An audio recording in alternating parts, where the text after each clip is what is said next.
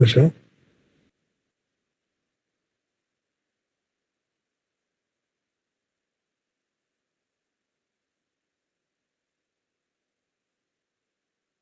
Good evening. Welcome to the August 17th, 2021 board meeting. We'll start with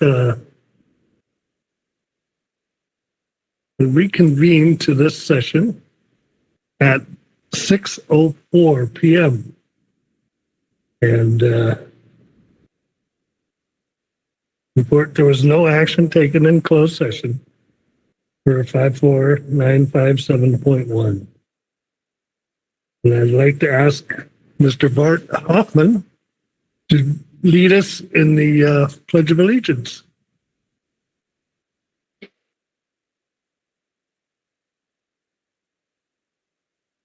Go ahead.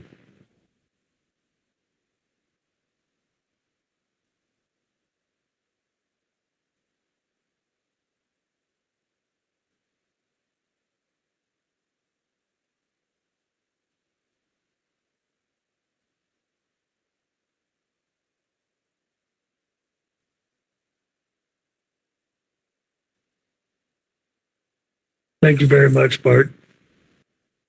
We move on to addressing the board. Board members will be utilizing electronic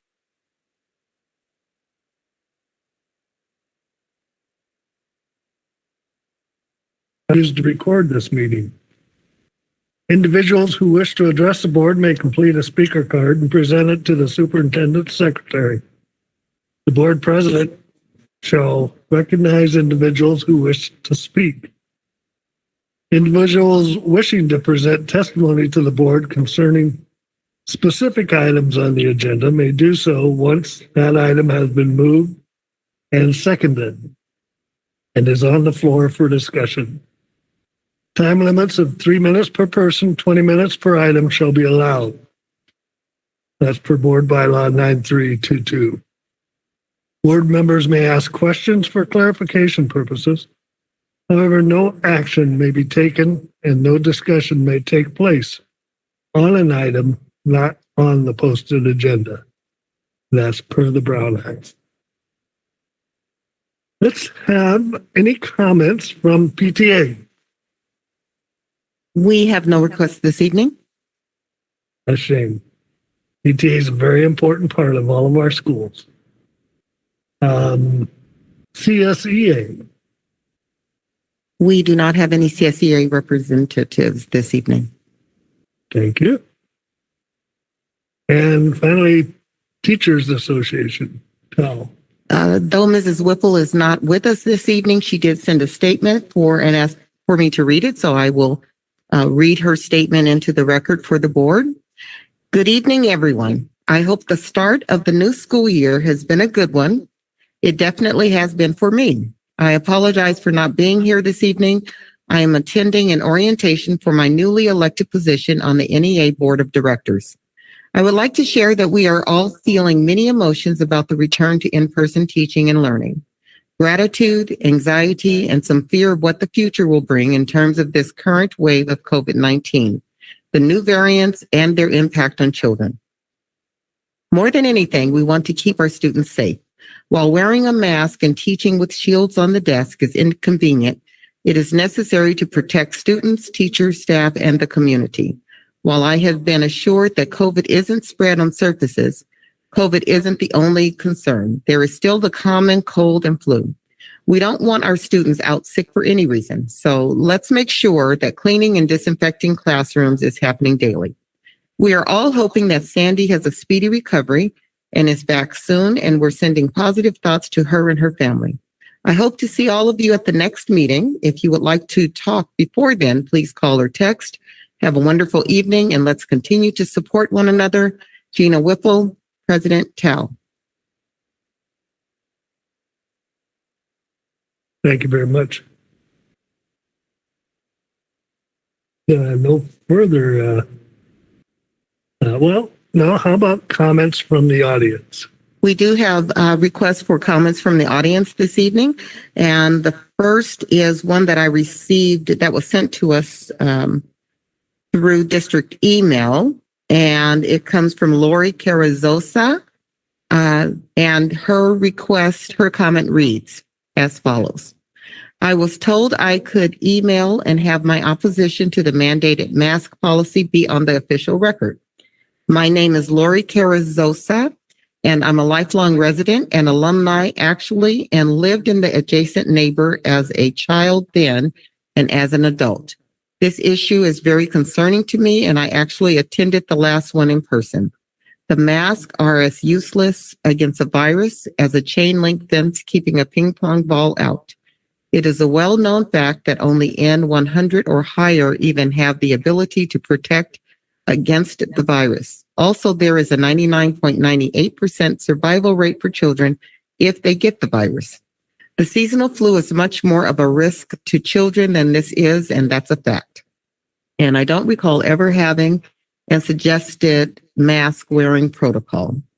The masks are ineffective and do much more harm psychologically and physically than they help. I'm glad I attended the live one so I can really understand how the health department, which is not a federal government agency, has the schools on the dole for grant money they think they desperately need. You don't. What you need to do is stand up for our children. They are going to try to mandate the so-called vaccine next. Better to push back now while you still can. Thank you for your time. Sincerely, Lori Carrizosa. That completes her statement. We also have received a request to speak from Amanda Seaver. Mrs. Seaver, if you're present, thank you. Please come to the podium. Thank you.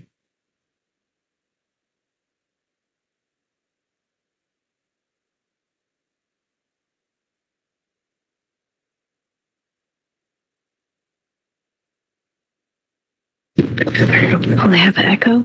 No. Like last time. Okay, can you hear me? Okay, good evening, guys. Thanks for having me. I'm here on behalf of my children and to stand up for many others that are not here right now. A lot of families in the school district and in other school districts in the Inlet Valley. We've been told that kids have to wear masks to keep them from spreading the virus. And until everyone is vaccinated. But the CDC now admits that those that have been vaccinated can still be infected, can still transmit it to those who are not vaccinated, and that kids are not asymptomatic spreaders.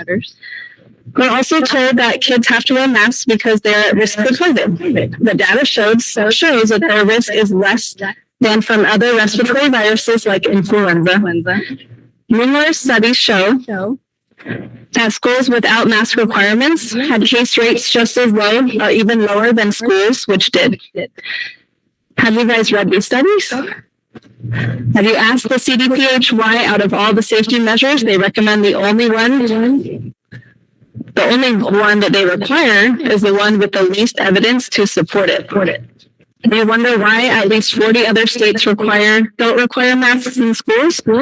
California is not following the science, and masks do not work. I'm just asking you guys to please fight for our kids and help them get back to an environment conducive to learning by ending these unnecessary requirements for masks. We know now that they don't work, first of all, and also that it is affecting their learning, their social emotional development, and they do more harm than good. So that's all. Thank you for your time. We have another speaker card from Laura Jones this evening.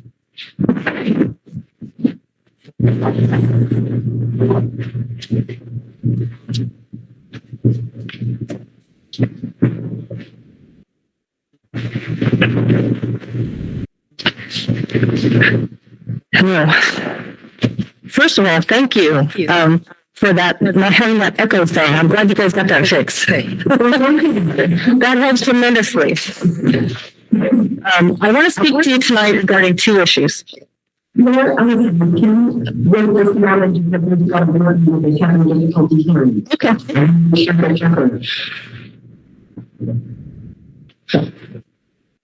Can you lean in closer? Can you lean in closer? Can you really loud? A little bit loud. A little bit loud.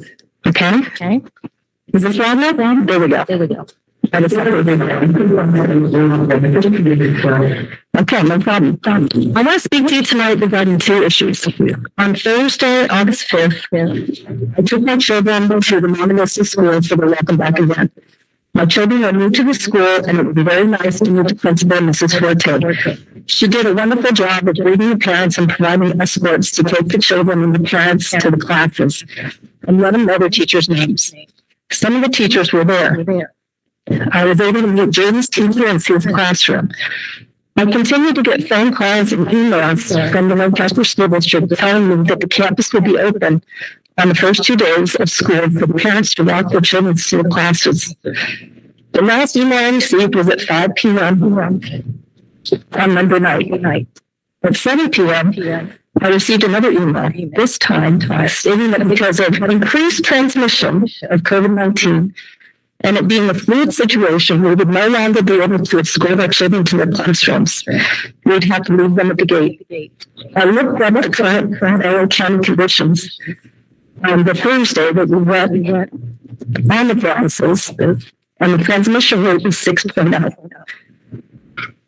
I also looked up the rate for that Monday night before school started, and it was down by almost a third. It was down to 4.3. I looked at the conditions for yesterday, and it was down to 3.5. This information is easily available on the LA County website.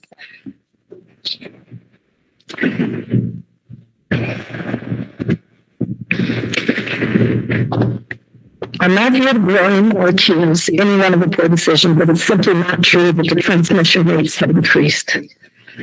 I was one of the many upset parents on Tuesday morning. We found long lines at the schools. Our kids were late getting in. And I still had no idea what two of my kids' teachers looked like. I'm really concerned that we're being excluded from our kids' participation in our kids' education. And it's becoming an us against them mentality. And I don't want that to happen.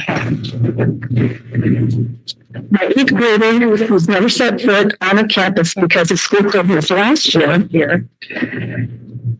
was not even allowed to go on the campus. They had a virtual tour, which I appreciate, but you can imagine her anxiety before school started. But telling me to stop sit on the school, where the classes were, or where anything was really. And again, my lines to get on that first day.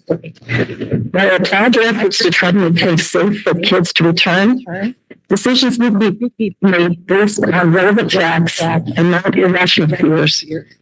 Please consider that these rates will continue to increase and allow us as parents to have the access to the school campuses on back to school night to see our teachers' faces, our kids' teachers' faces.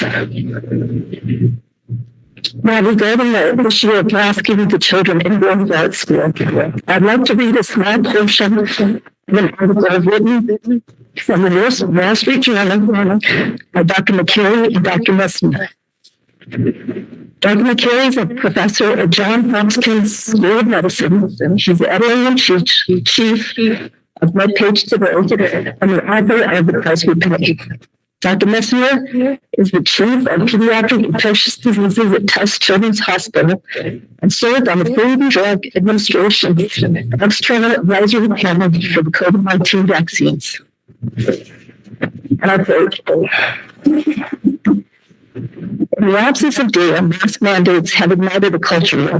Yet, if masks do reduce asymptomatic transmission in children, they're likely ranked no higher than 4th among mitigation strategies that schools can adopt.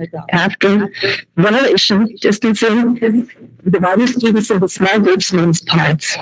Mandatory vaccination of all teachers and other adults who lack natural immunity would also help. Any child who wants to wear a mask should be free to do so, but forcing them to make personal, health, and sacrifices for the sake of adults who refuse to get immunized is abusive. Before we order the masking of 56 million Americans who are too young to vote and don't have a lobby, let's see the data showing the benefits and moving against the long-term plan. I'm not here to shame or ridicule you. We as parents want to forge a working relationship with our board members and establish and accomplish a shared goal of returning local control to the school districts so they can do their job to act in the best interest of the community that elected and voted them. I'm asking you to adopt a healthy child resolution from Lancaster County, Colorado County, Bakersfield, Blue Hall, Orange County, and others. I'm asking you to do your own research. I'm asking you to contact our governor and with your concerns about these mandates. And I'm asking you to please open the school campuses to parents and the children for back to school night. Thank you. And I also brought a copy of the resolution again. And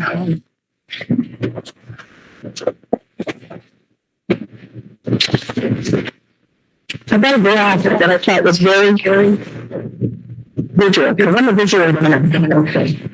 And this is children 5 to 14 years old. This was from the New York Times, and their source is the Center for Diseases Control and Prevention. And this is the percentage of death among children: cancer, vehicle accidents, suicide, homicide, vascular disease.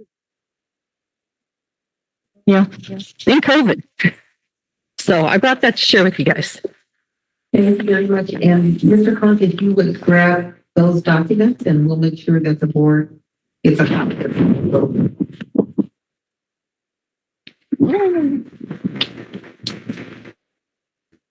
I'm sorry. Okay. We will make sure that all of the speakers are very close to the microphone. So Miguel, I need you to make sure that the speakers are very close to the microphone because we're having difficulty hearing everything. Thank you. It could be. We'll do some more sound here. At least we don't have the echo. We're making some progress. Thank you very much. Okay. Mr. Conte, are there any more speaker cards there? I just want to make sure I didn't miss anyone. Thank you very much. That completes our comments from the audience. Thank you very much. I had a question. The 3 red shirts, is that AV or N? It's it for now. All in. I've talked about it. Okay. Wasn't sure if it was for Antelope Valley High School or. Thank you. Let's move on to informational items and our very first enrollment report. Rebecca? Good evening, board. So we have some good news and this is the enrollment as of yesterday. In TK 8th grade, we have 12,116 students. In ECE, we have 524 students. This is a grand total of 12,640 students, which is a gain of 334 students from the same time last year. When you get our enrollment report, you can also see the number from PowerPool, which is higher than the number. This is our physical count that I just reported to you. There's another number on your report that has the Power School number, and that's kids that are enrolled but have not showed up yet. So maybe they moved during the summer. Maybe they were at the school and they didn't come back yet. So as we do our count, after about 15 days, we drop kids that have not showed up. But our physical count is up from last year, which is wonderful. Rebecca, do you have our count for the LAVA program? Do you have that separated out? Yes. Last year, LAVA had about 178 children. As of today, enrolled, there are 723, with 636 families expressing interest in going to independent study. So that program has very much exploded, and we're working on that. Thank you.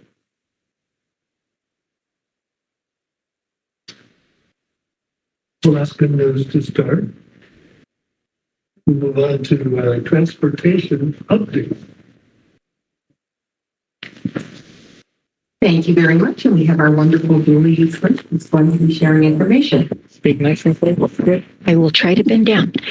Hello, I'll bend down a little bit. I also have Amy Westlake with me. She represents our transportation agency and our transport for our special education students. So she'll give you a little bit of information about that. It's only been a week. We don't have a lot of information yet, but I can give you some background in history a little bit of where we're at and hopefully where we're headed. It's always a rocky first week. I will tell you that. It's a little bit difficult getting the actual stops set up and making sure students know exactly where to go and timing everything. So that's one of the things that we've been working on this week. And we're doing it with many other maybe hurdles to hop that we didn't have in the past. I will tell you that there is a severe driver shortage with AVSTA, our student transportation agency. And so we've been working with them on that. When we entered the pandemic back in March, by about April or May, we had a conversation and we had to pull back a lot of the routes that we had recently added. If you remember, we expanded our busing in 2018-19. So we had about a year and a half of having some additional routes over and above what our board policy dictates. So we did that as a preemptive move in order to hopefully be able to handle the transportation of some students. I will tell you some of the reason we had to do that was because we no longer could put 50 students on a bus. At that point in time, we were actually limited to about 15 students on one of the large transport buses. That's changed a little bit. We're up to about 24, which is still, very few students on a very large bus. So anytime an actual route is put together, they have to send out more than the buses that they normally would have sent. So for every one bus we might have been able to send a couple of years ago, we now have to send 2 and sometimes 3 to pick up the same number of students. So we have a bunch of factors that are working to create a situation where we don't have as many routes as we would really like to have. So this week has been a little bit challenging because we really would like to be able to offer transportation to a lot more of our students, and we're aiming that direction. So I'm working very closely with Charles Hill and other people at the transportation agency to be watching for the point in time when they will have enough drivers and the ability to put maybe more students on a bus so that we can open up a few more of our routes. So that's where we're at this point in time. And I'm going to have Amy come up and give a little information about, let me give you some numbers. I did count, and currently we're servicing about 100 students. Our main service area is Endeavor Middle School, the area right around Sierra Elementary. Actually buses into Endeavor, and that's quite a distance. So that's one of our major areas. We have 5 or 6 buses coming between Endeavor and that area of town. We have 1 bus going between Paiute and Mariposa to some outlying areas. We have 1 bus going into Monte Vista to some areas that are on the west side of 30th Street West. And I think that's about it. We don't have a whole lot. There's just a few of our actual transport routes still available. So we're going to be working to expand that throughout the year. Yes. Is there any idea, since we're having to use additional buses on some of the routes, what the additional cost will be like this year? Well, because we had to pull back so far and we're not able to add buses back right now, it definitely is reduced from where we were at originally. As we add buses back, depending on how many students we're able to put on those buses, we'll have to monitor that. So there's not additional cost at this point in time. If I can make an addition, I was at the school transportation agency bus board meeting last Tuesday. There are 16 drivers slots that are open and available. So those are now being filled by management folks. So that's how they are working right now. You can't find a manager during school bus driving hours right now. So far, there have not been an increase in costs, mostly due to the shifting of the routes and the fact that we're down so many drivers. Okay, I'm going to call Amy up so that she can give you some information about special education. Hi, good evening, board. Just some demographic information as far as related to special education transportation. At this time, we have 362 students routed for special education transportation. We have 60 in the queue that are either going to be added on tomorrow or they're going to start Monday in addition. Now, we start, our transportation is from the student's home, and we cover 19 of our schools. We have 2 daily shifts of preschool students at 3 elementary sites. We also support our students that go to the outside agencies within our district, which includes the Autism Academy, Palmdale Discovery Center, Palmdale Learning Plaza, and also Yellen. So we cover a huge jurisdiction within Lancaster, not just in Lancaster, but also in Palmdale. Now, as far as this school year, I think Julie said it pretty well. Unfortunately, this year has started off pretty rocky. We've had a multitude of reasons for this. One of the reasons was a switch over to new software that ABSTA is using, and they had some unforeseen glitches. Whenever you're working with new software, these things happen. Students that were routed were dropped off. They've corrected the error, but this did cause some problems the first week of school. We've also had increased traffic congestion at the high school, which has, for some reason, more parents are dropping their kids off at school, and this is causing kind of a domino effect. One thing is out of sync with transportation, the rest of the stops on the route are impacted. Also, as Julie had indicated, the personnel shortage has greatly impacted transportation as well. So right now, the biggest impact we have is late buses to school sites. This is happening daily. I have to say, Adam is very proactive with trying to resolve these issues.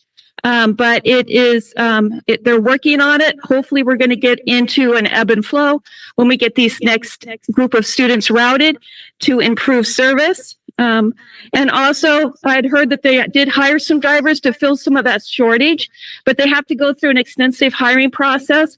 Hopefully once they're up and running, that's also going to provide some relief to the current really tight schedules that we have. Any questions?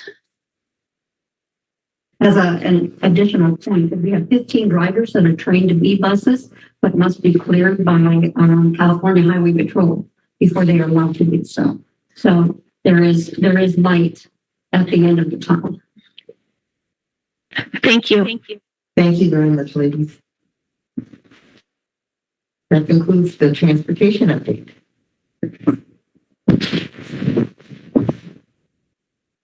Thank you. We'll move on to the 2021-2022 school operating updates. Well, today actually marks a week from opening day, so it has gotten better with each passing day, but there's been a lot of adjustment. This has not been a traditional school opening year, so we wanted to just share a little update and some information with you. So first, I'm going to just get back to Rebecca to see if there's any additional information regarding enrollment. I know you gave an enrollment report. Are there any additional questions regarding enrollment that she didn't already share with you in the enrollment report? Okay, thank you very much. Then Mr. Conti, an update on staffing. Yes, Dr. Bowers, thank you very much. So it's an interesting year, to say the least, in terms of staffing in the school district. We're delighted to see that more students have returned, but they're not always in the right place. So just want to let you know that we are going to go through our usual process, most likely earlier than we normally do, in terms of reallocating teachers to where the need is. I'm just going to share with you an overview, if you will, of sort of where we are in terms of number of students that we projected at some of our sites and the number of students who have actually arrived at this point. Keeping in mind, additionally, that we have new students arriving every day. We've only been in session 1 week.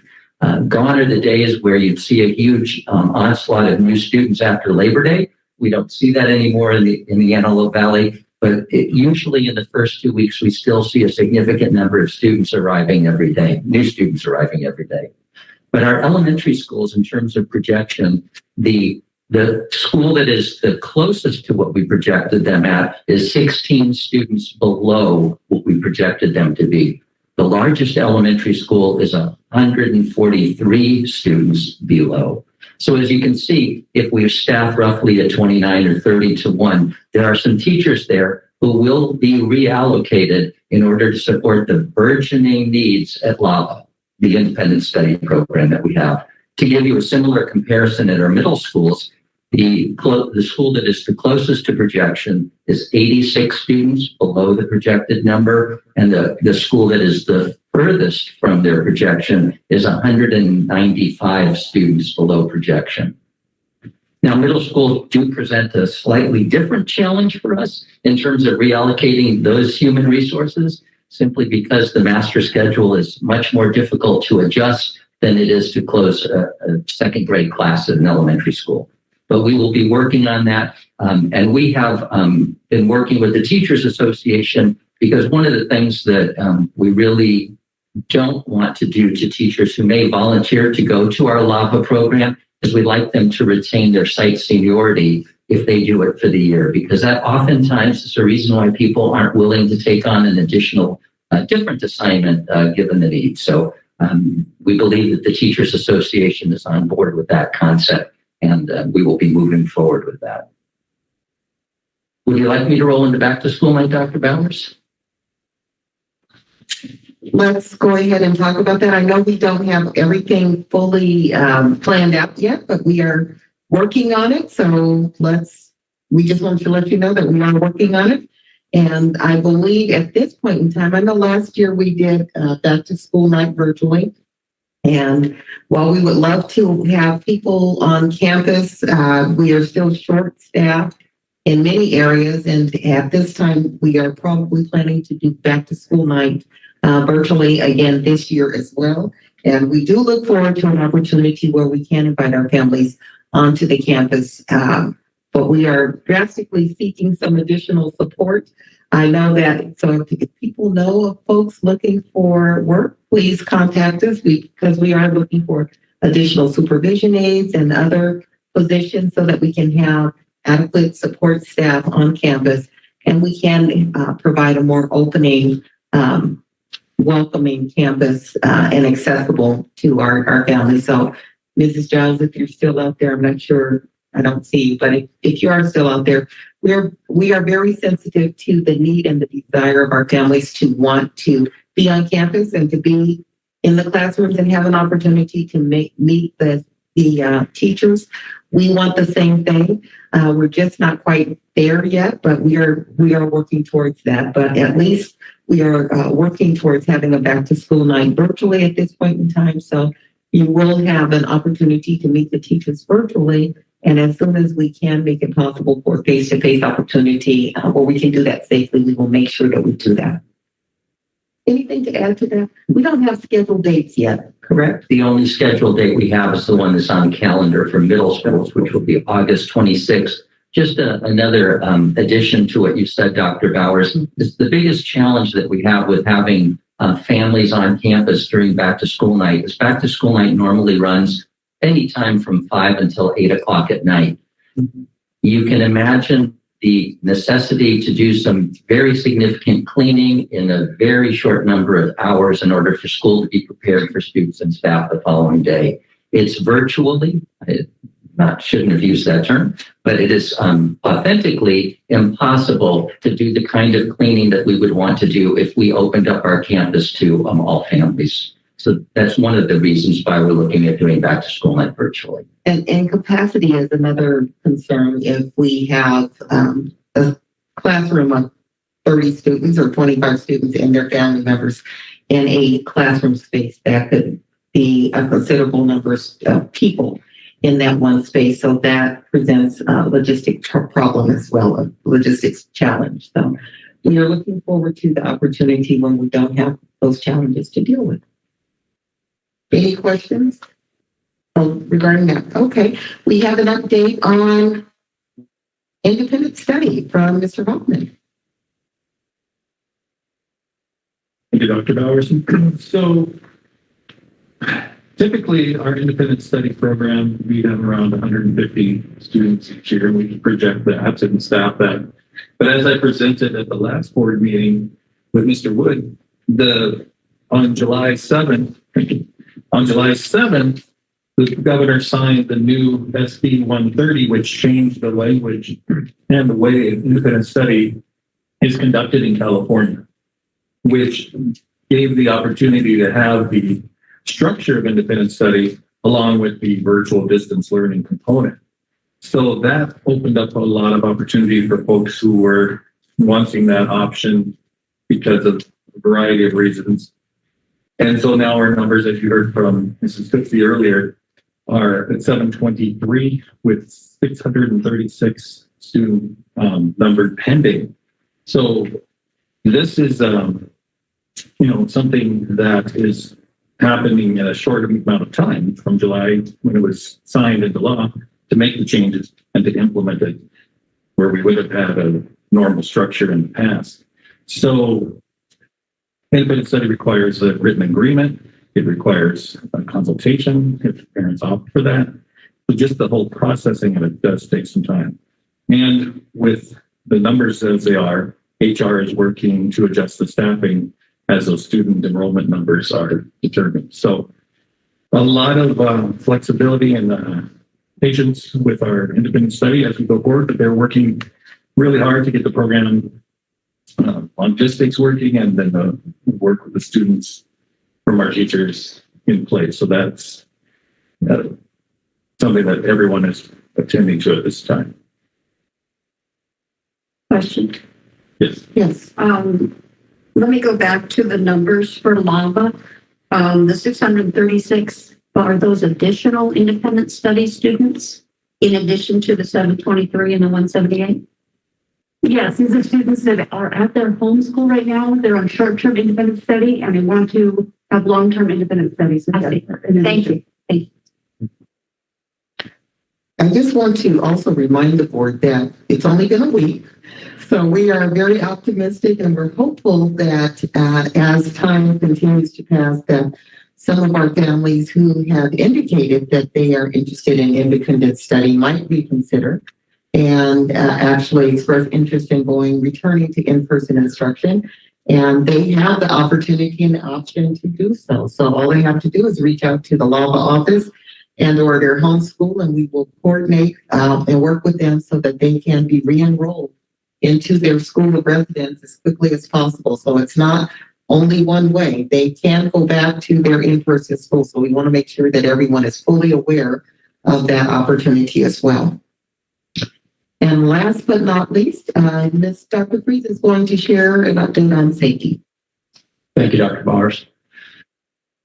The conditions in our school site today are very similar to the conditions that we had last spring as it relates to health and safety. Everybody indoors is required to wear a mask at all times. The student shields that we had on desks last spring are now on all student desks. And we had to add a number of shields this summer along the lines of between 7,000 and 8,000 additional student shields to accommodate the return of the full population. Teachers still have shields on their desks. Classrooms still have HEPA filters, portable HEPA filters for each classroom. The HVAC systems still have MERV 13 filters. We're in the process of securing a complete replacement because we do have to replace those filters more often, so we're already securing those replacements. What has changed a little bit is what the Department of Public Health allows for in terms of loading in the classroom. A school district takes a multi-layered approach, which we do with many of the elements that I just described. You can put more than what the old requirement was, which required 6 feet of distancing. You can actually have more students in the classroom, and this is what allows us to return to a full enrollment at this time. The other systems that we have in place are described through the district's COVID prevention plan and COVID response program, which are available on the district's website and has been shared with all district employees. So if, for instance, during the school day, a student is showing symptoms, the process that we had last spring is the same process that we have now, which is somebody from the health office comes down to the classroom, assesses the student's condition, and makes a determination if whether or not this is an actual COVID-related situation. And then the student goes to our wellness room where we contact the parents and give them some additional information and encourage them to get a COVID test for the student and share the results with us. So just about every practice, procedure, and safety effort that we had last spring, we have now to match the increase in student and staff population. And thus far, things are going well. We have had some kids who've had to go to the wellness room, as we did last spring. And we hope that that situation improves. The county numbers, as we've seen, are up, but from what we've been reading, they seem to maybe have plateaued and maybe coming down a little bit. That's a good sign for us. Health and safety of everybody on our campus is a critically important item, and we will continue to do everything that we can to maintain their health and safety. Any questions at this point? Thank you very much. I also want to commend the staff. We've also been utilizing our parent locker health screening every day, which helps. And for those families that have not signed up, or the child comes and they don't have the parent locker QR code available, then they're doing temps at the door before they come onto campus. So we do have some health screening systems and protocols in place. And then we also have some systems and protocols in place as far as the response when there is a child or someone that's reported with COVID symptoms, and sending them to the wellness room and responding to that. So it's important to note that, yes, we've started and we continue to err on the side of extreme caution, because each and every day we are identifying folks with these COVID symptoms that are being sent home. Doesn't necessarily mean that they have COVID, but we continue to be cautious and just be very vigilant about making sure that those folks are identified and they have an opportunity to go home, be picked up, and go get tested, and then we can proceed from there. So our goal is to keep our kids in classes and to keep our schools open, and we sincerely hope that the entire situation gets better sooner than later. So that is what we're working towards. That completes our school opening update, unless there are some questions from any of the board members. No? Okay, thank you very much. Thank you, Dr. Bowers, and staff, administrators, great job. Move on to the CSBA Director at Large nomination. That is just an informational item that we have attached there. I'm sure you received that through CSBA, but just in case you haven't, we just wanted to make sure that you were aware that CSBA does have an all call for Director at Large positions, and the nomination packet is attached there to your agenda. So if there's someone that the board would like to nominate, we'll be happy to bring that information forward at the next time. Mr. Darrell, I don't know if you have anything that you would like to add to that. No, can you hear me? I just put a text into Nancy Smith, who's our current director of our region, and I think she's on vacation now. So I will definitely have a meeting with her before the end of the month, and I will see if we have somebody to recommend. And also, too, if anybody locally wants to do it, that's fine as well. But I haven't heard anybody expressing an interest at this time. But that doesn't mean there isn't any. It's a big state, so. But if you know anybody, definitely great for it. We'll nominate them. Great. Thank you very much. That completes the report or the conversation on CSBA Director at Large nominations. We do have another very positive thing. One other thing that we'd like to share with you briefly this evening, and that is the opportunity for us to definitely bring some positivity here this evening through administrative recognitions. And Mr. Conti has a few things to share as we celebrate a few people and their accomplishments. Well, thank you very much. And it certainly is a pleasure to be able to stand here this evening and recognize administrators in our district who have committed themselves to lifelong learning. As you know, as an educational organization, education is what we're all about. These administrators have gone above and beyond and have participated in significant training that have improved both their current skills as well as skills for future positions they may be interested in holding. So it's my honor to recognize these groups of people, and I'll ask that they come forward and socially distance themselves right here so we can all eyeball you, at least see your eyeballs, if nothing else. And then some of you are going to get a copy of the certificate you've already received, and some of you are receiving a new certificate because I honestly don't know if you got one or not. So I'd like to start with the administrators who have participated in the 2-year program of the Clear Administrative Credential Program. As you may or may not know, the only way administrators can clear their credential these days is to participate in an induction program, similar to our classroom teachers when they get their clear credentials. This induction program, 2 years, requires 80 hours of one-on-one coaching with an administrator who has been assigned to them, as well as 40 hours of professional development. And there are many different events and experiences that they are shepherded through. So the following people, if you're here, please come on down. Brandon Farmer.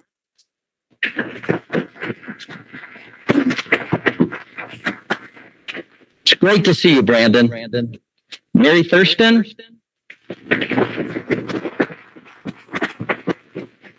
Tara Ramirez. Joseph Nosik. Oh, Joe stood me up tonight. It's okay.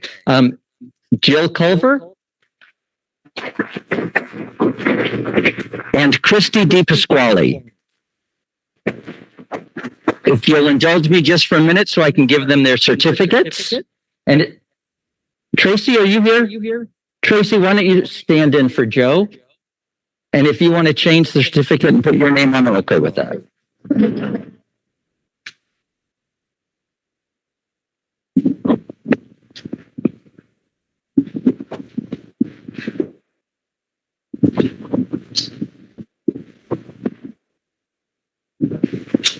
Would you please join me in recognizing these folks?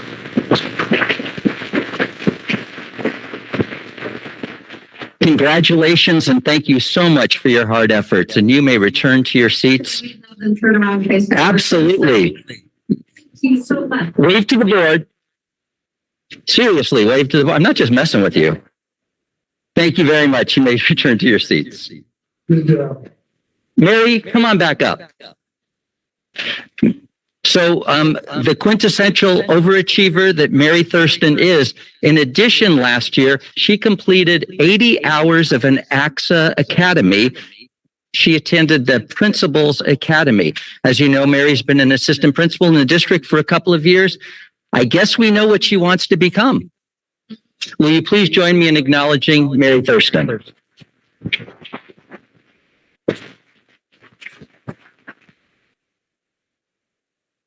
We had 3 administrators who took on the goal, and they successfully completed 70 hours of the AXA Pupil Services Academy. Will the following people please come down? Dr. Solomon DeFrancis.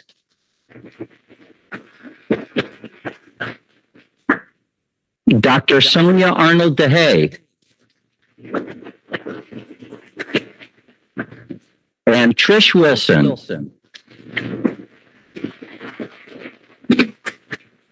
Now, what do they say? Fool me once, shame on you. Turn and face the board, please. Will you please join me in recognizing these folks as I give them their certificate for their completion of the Pupil Services Academy presented by AXA.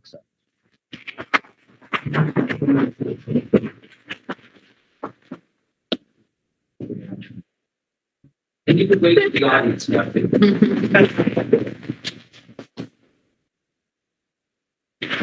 next person that we'd like to recognize this evening is Dr. Jordan Goins. Jordan, are you here? You look like a wallflower over there, Jordan. I'm only kidding. Go stand in the center. You're all by yourself this time. And thank you for dressing to match the carpeting. We really appreciate it. No. I'm okay. Jordan, face the board. So Jordan participated in the AASA USC Rosier Urban Superintendent's Academy Certification Program. This is a pretty significant accomplishment. And I really want to say, I guess we know what you want to be too someday. Jordan, thank you very much for your participation. I know how much work you put in during the day, and I know that your family sacrificed as you completed this program. Congratulations.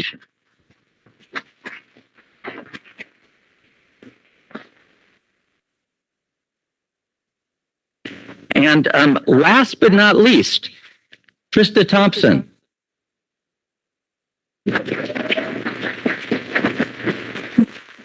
I love that slow rising. It's like it must be my turn.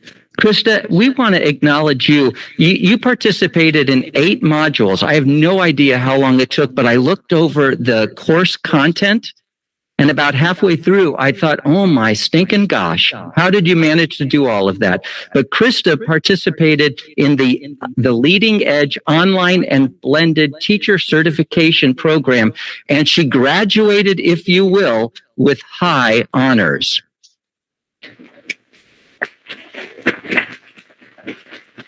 This training was put on by the Riverside County Office of Education. And Krista, we appreciate your being a learner, especially given your job in CIA.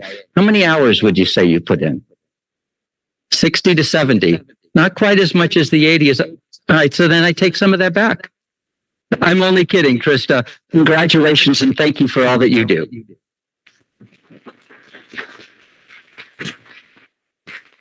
That concludes our recognition this evening. Thank you so much. Thank you, Mr. Copley, and I again want to say congratulations and thank you to all the administrators for going above and beyond and continuing with their professional learning. Mr. Winder concludes informational items. Thank you very much.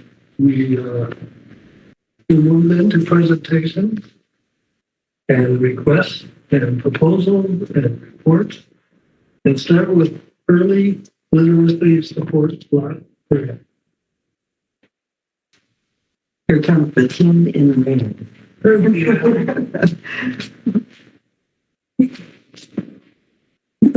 So the team, can you all hear me? Can everybody hear me? So the team in red. So first of all, I wanted to say good evening. Sorry, A little bit louder.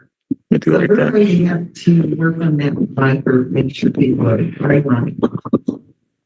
Thank you. Evening, you know, a little better. Right. Feels like this, like the same thing, or the sprint guy. Okay. Anyway, good evening, everybody. It's tonight. The board is. You are going to have the opportunity to hear some about some of the incredible work that has been done with one of our schools currently towards early literacy.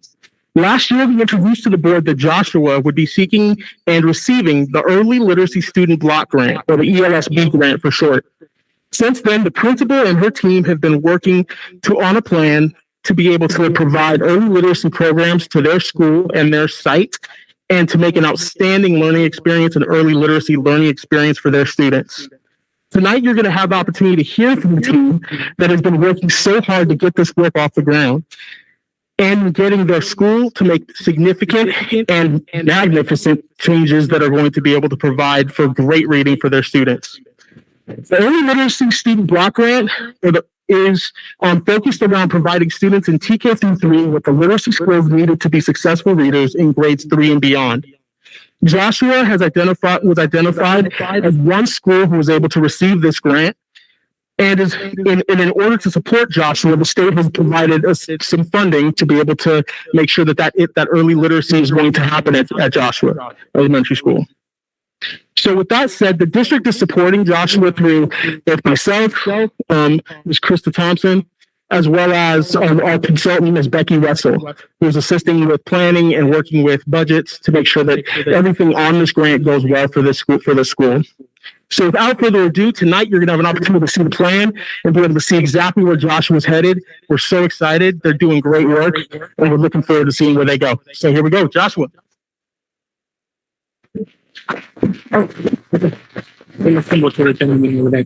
Okay. All right. Can you hear me? Okay, excellent. So you heard a lot about our grant, and I want to say this, go Jets, because we are in this. We are ready to do this. Our purpose is really developing readers by grade 3. And when I say readers, I mean fluent readers who have the vocabulary, the phonics skills, and the science of reading behind them. We have a team that is comprised of these wonderful women plus some additional teachers. But who I would like to introduce first is have Lisa Johnson of Johnson and Johnson. That is our tag team. Both of our coaches are instructional coach Lisa Johnson and our literacy coach Jenny Johnson. They are a tremendous team and an asset to everything that we do. We have brought on Michelle White, who is our assistant principal, and she will be talking about our whole child as well. But truly, it is about developing our readers. Okay. I want to read this mission, and this mission is something that we developed when we were going through our PLC. And this is something that our staff really came up with, and it really speaks to the heart of our why. The mission of Joshua Elementary School is to provide an appropriate, meaningful, and goal-oriented education in an equity-driven and safe environment, preparing all students for personal and professional success in the community. If our students are reading, they can do that. Last year, we had an enrollment about 599. We had 46 foster, 79 ELL, 98% SES, and 77 special education students. This year, our wonderful teachers, we have about 15 of our 24 that have 0 to 5 years, 7 with no experience, and 2 long-term subs right now. And they are all doing it. We're all working hard together. Jenny? Okay, so as Dr. Goins said, the early literacy support block is a 3-year plan that we have designed to achieve everything with like specific intricacies down to the note. And with that, I was brought on as the literacy coach to support that plan and see it to fruition along with guiding our teachers. So the thing that drives our instruction here and our planning as a staff has to do around the Scarborough's rope. What that basically does is it explains that there is a huge difference between learning how to actually read, decode, figure out what these letters are saying to you, and what, when they are put within sentences and paragraphs, what they're actually talking about, making sense of it. And how if you have a separation of these two, and normally our younger grades focus mainly on that word recognition portion. And if that foundation isn't there, when they get to those older grades, that language comprehension where they're understanding what they're reading, there's a huge gap and they're not able to make that connection. So our focus as a coaching staff is to sit down with our teachers and help them understand how to unpack the standards, how to take a look at the data that's driving the needs of our kids, our curriculum that we're using. How do we align all of that to bring a solid instructional classroom setting to all of our students?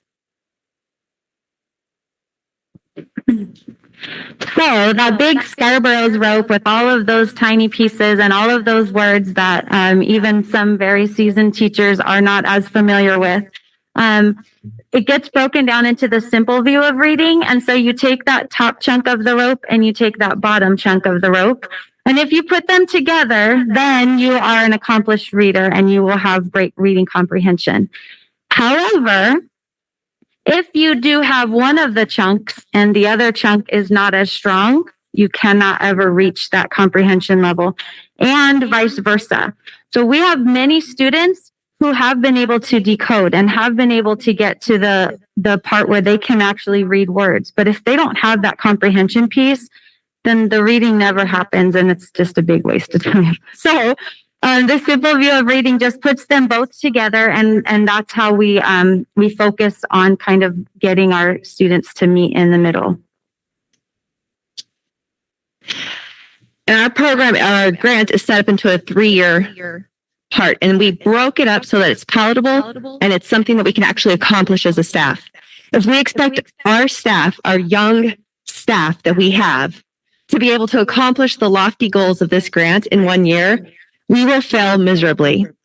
We understand that as a team, and that's why as a team, we've put some systems in place. One, it's been broken down. The grant has been broken down where we have specific focuses for each year.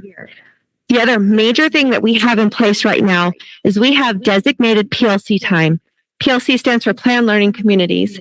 And what that means is Jenny and I are sitting down with our staff, with each grade level specific, and we are looking over their standards. We are teaching them, this is how you break things down. This is how you identify your vocabulary. This is how you focus on this week. This is what we're going to do. This is how you create a lesson where you're going to have the beginning part, the middle part, the concluding. This is how you check for their understanding. That is what we are doing during our PLC time. We're also teaching them some basic systems and routines. We're keeping it short, simple, manageable, and we're gradually, as we go throughout this year, adding more and more to their plate. But we're not doing so unless we know that they are set and solid in the most current thing that we're teaching them.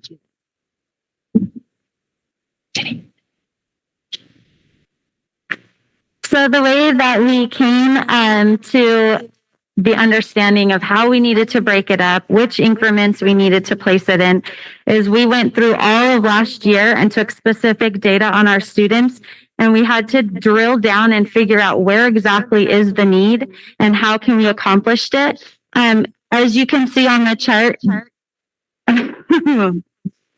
the assessments that we did, we used DIBELS, which is the same assessment that we're going to be using. And that was the assessment that was advised by the team, the ELSB team. And our students fell very, very short. And there is a very, very big need to start at the bottom and work our way up. And that's how we decided to start with the word recognition at the very beginning. Can I say something very fast? This was our needs analysis. The slide prior was our needs analysis. And what I want to say about this is that the piece that we looked at was the nonsense word fluency, because that is how students are able to decode on the go. Do they really control their phonics skills? And so this nonsense word fluency was our why. And what we found there was that our students were not able to apply that. Short. You jump it down. I just don't want to knock it over.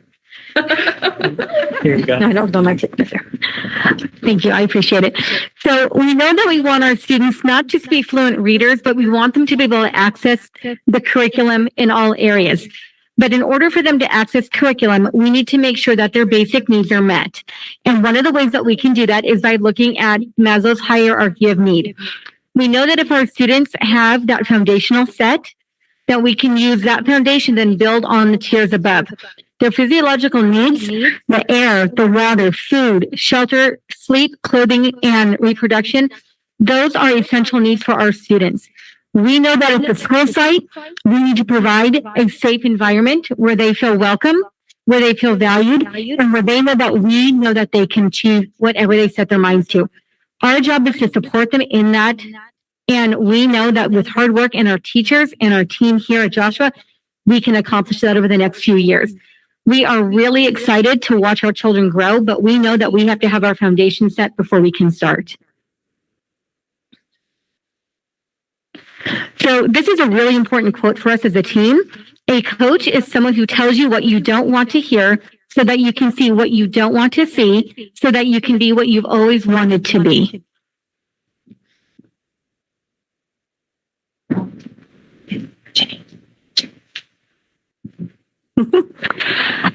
So the position that we elected to use, I have taught first grade at Joshua, and I was a part of the building of this grant.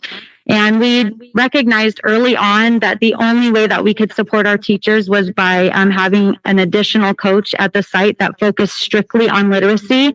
And because of the newness of our staff and many of our staff not yet having the training that they would need to implement all of the things that we're asking, we recognize that we have to have another support personnel. And so here I am.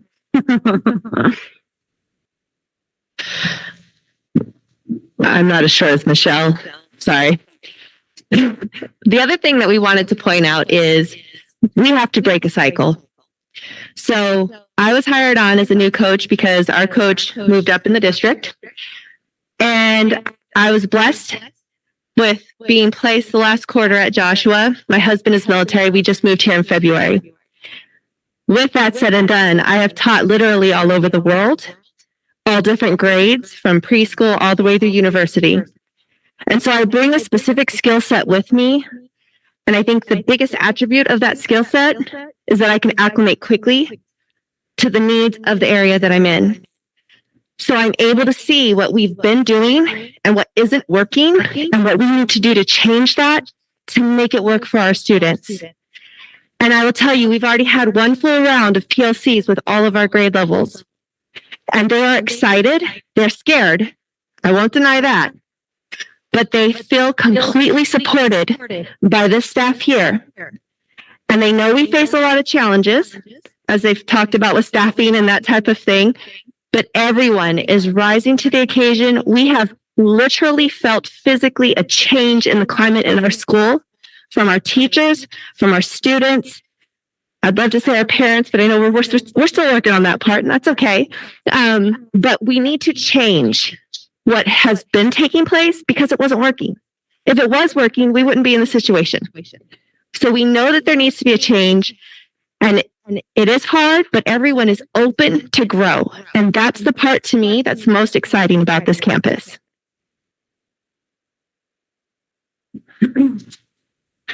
Okay, so what's the difference? Why on earth do we need two coaches?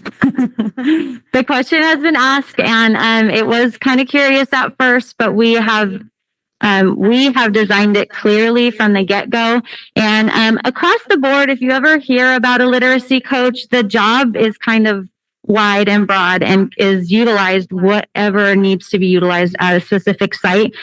But because we have this grant and because we have all of these goals in place, my job is distinct from Lisa's job, and we'll be utilizing all of the things that you see here, specifically and especially for grade levels and specific teachers.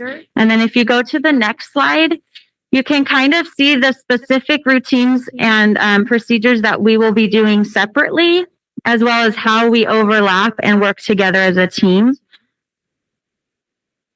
And the big piece, we are both working with our teachers as far as helping them plan, helping them learn how to implement, but our focus is a little different. She's talking about the science behind reading and best practices for presenting into the classroom. I'm talking about how do you structure your lessons? How do you maintain your classroom management? How do you figure out the data and meet the needs of your students? So with our powers combined, we're awesome. That's what that one boils down to. Jordan, you talk about budget. You talk about budget. You want to? Okay. So last piece, so you've been provided in your packets, for this board meeting, you've been provided the actual plan for this endeavor that we're running into, that we're in, as well as the budget for this endeavor. So there's many key things that we're working on. All of the funding was revolving around building the capacity of the teachers. There are some items that we're purchasing to be able to help to build the capacity, but really to build capacity and engage students. So that said, it's an awesome opportunity for Joshua Elementary School, awesome opportunity for Lancaster School District to learn from. And we're in a good position right now to be able to build upon this whole idea of early literacy and making sure that we're doing that good work to make sure that by the time a kid gets to the third grade, that student is absolutely literate. So we're looking forward to it. So thank you. One more thing. Oh, one more thing. The only thing I'd like to say is I would like to end with our mantra for this year. And you saw the ladies, they all have our shirt on. And here's what we say and launch every meeting with. All in. If not you, then who? If not now, then when? So thank you so much for listening to our presentation and listening to our exciting work that we have going on at Joshua. Thank you.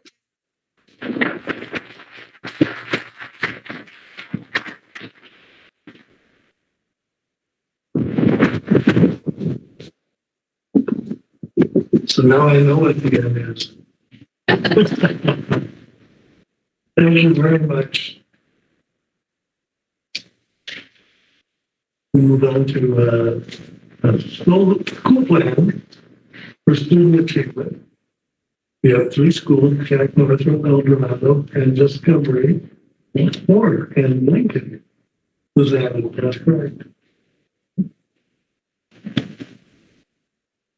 Thank you very much. And I believe Dr. Goins is going to introduce the schools and the process so we know what to look forward to.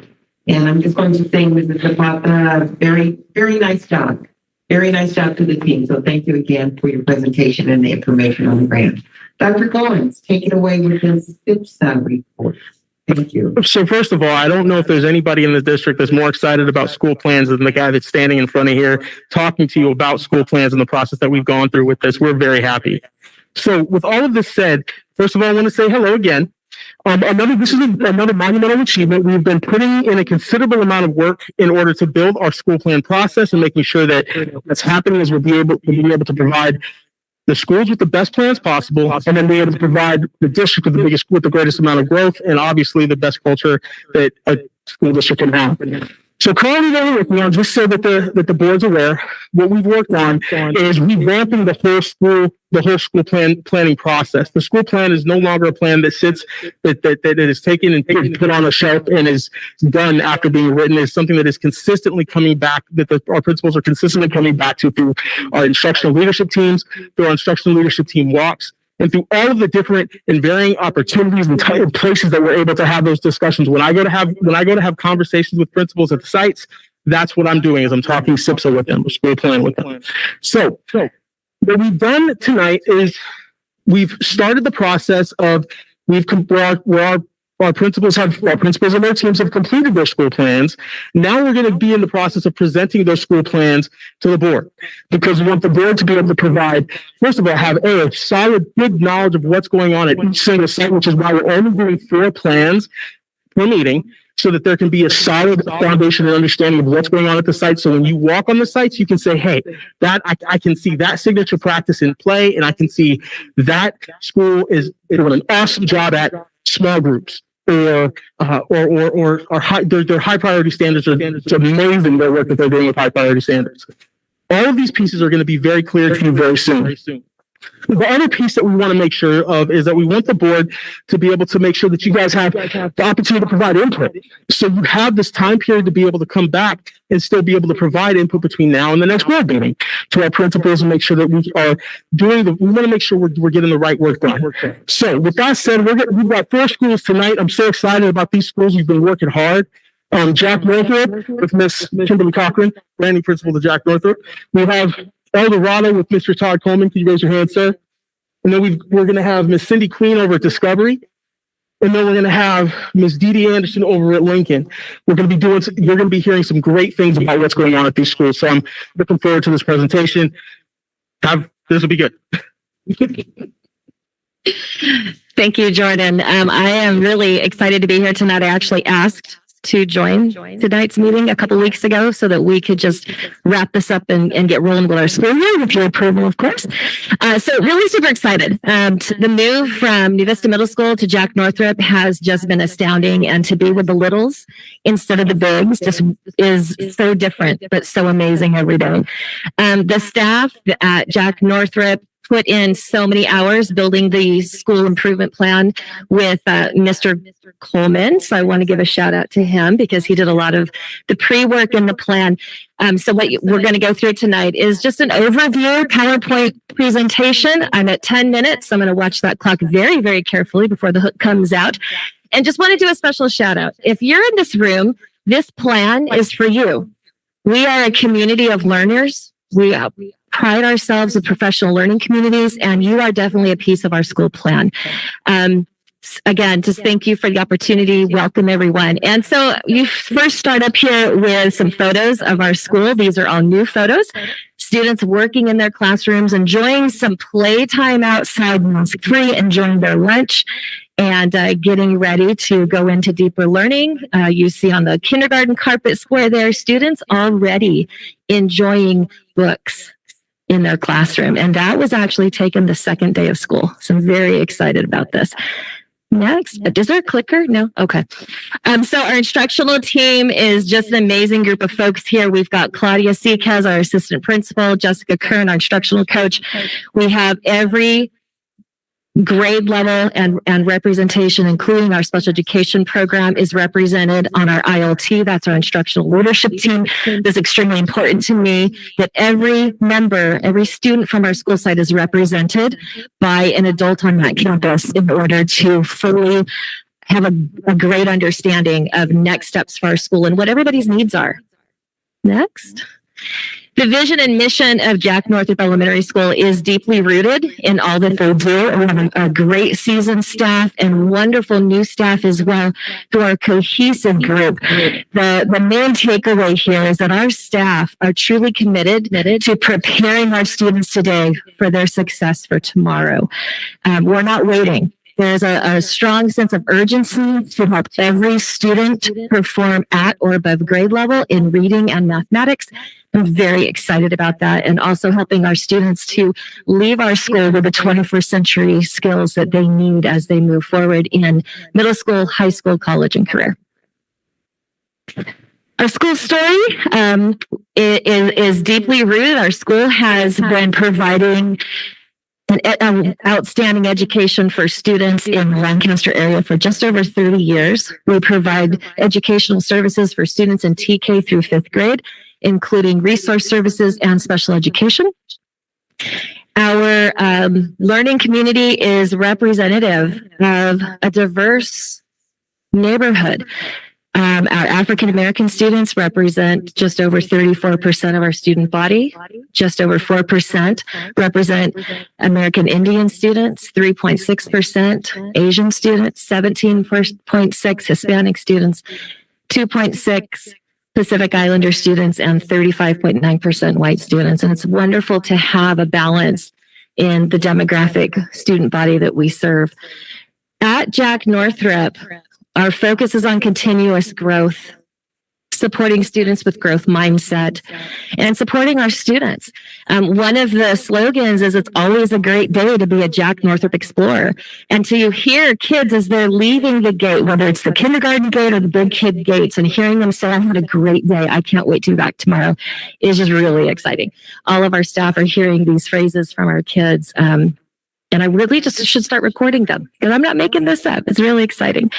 Moving on, the staff at Jack Northrop are really excited on going deeper with their Capturing Kids' Hearts implementation and our PBIS, which is Positive Behavior Interventions and Supports program for all of our students, in companionship with our social emotional learning, which they're committed to delivering a minimum of 15 minutes every day to truly support our students as they're returning from being at home for the last year and a half. Just coming back very positively. Even today, as I was reviewing some lesson plans with a group of teachers who were PLCing, right there in the lesson plan, they're denoting how they're using community circles throughout the school day too. So that was really exciting to see. So root cause analysis is deeply rooted in what our students need in math and reading. with a true focus on high priority standards. Our teachers, again, today was a great PLC afternoon, grade level by grade level. My coach and I were invited to each meeting, so I was excited just for the invite, let alone to pop in and support teachers in their work centering around high priority standards. The team is working considerably hard in terms of continuing to improve the culture and climate of the campus as measured through Youth Truth surveys, our attendance information, and also capturing kids' hearts through the flipping group with the survey information that we've completed through them as well. We next identified that our professional learning development should focus on high impact PLCs to ensure that PLCs are highly functioning. And again, that focus returning right back to high priority standards and all of the work that we do, examining data from common formative assessments to iReady data right onto CASP in the spring. And again, our focus here for the work that we're doing, I'm just going to read this to you. I know you know how to read, but it's really important to me because I felt that our staff, including our instruction coach, captured this well. If we engage students in rigorous high priority standards learning, effectively utilizing our CKH and PBIS strategies and engage in high impact PLCs, then every teacher will be effective and every student will achieve at high levels. Signature practice information, I mean, it's here. I'll just highlight it a little bit. Again, big focus on capturing kids' hearts because we know that when students, families, and staff are building and maintaining and sustaining positive relationships, sky is the limit. Kids want to be there, staff wants to be there, families want to be there. Really want to focus on providing a sustained professional development focus. We are also the recipient of a wonderful grant that Krista Thompson put together for us through LACO. So we're very excited about the literacy focus that we actually begin on Tuesday with some training coming up. So thank you, Krista and team. The admin team will continue to provide supportive feedback through weekly classroom walkthroughs, follow-up conversations. Our Capturing Kids' Heart strategist and our PBS coordinator will continue to also provide impartial feedback, which is really great because they're not working right there on the site. They're from the outside. And of course, our ILT, that's our instructional leadership team, will collect data during ILT cabinet walkthroughs. Again, all of that will be reported back out to the staff. Our iReady CFA data will be collected over the course of the school year to, again, continue driving our instructional decisions, all centered around where are students at, what do we need them to learn in terms of high priority standards, and continuing to circle back. Our signature practices directly tie into the school district's priorities of PLCs, PBIS, and high priority standards instruction. So our first goal in our school plan is all centered on reading and math. Target 1 is all about increasing student achievement by a gain of 5 or more points, as demonstrated on CASP. And in math, it's that same goal of 5 or more points as measured on CASP. Looking in ELA reading to increase the overall school percentage of exceeding standards, meeting and exceeding from 37% to 42%. And in math, meeting and exceeding standards from 25% to 35%. All of this is monitored through our walkthrough data collected by administrators, cabinet member walk visits, ILT members, through our iReady data, and also through our CASP data. Goal 2 is completely centered in on student groups and how we can continue to make a positive difference in their learning and their mastery of high priority standards, specifically for our English language learners.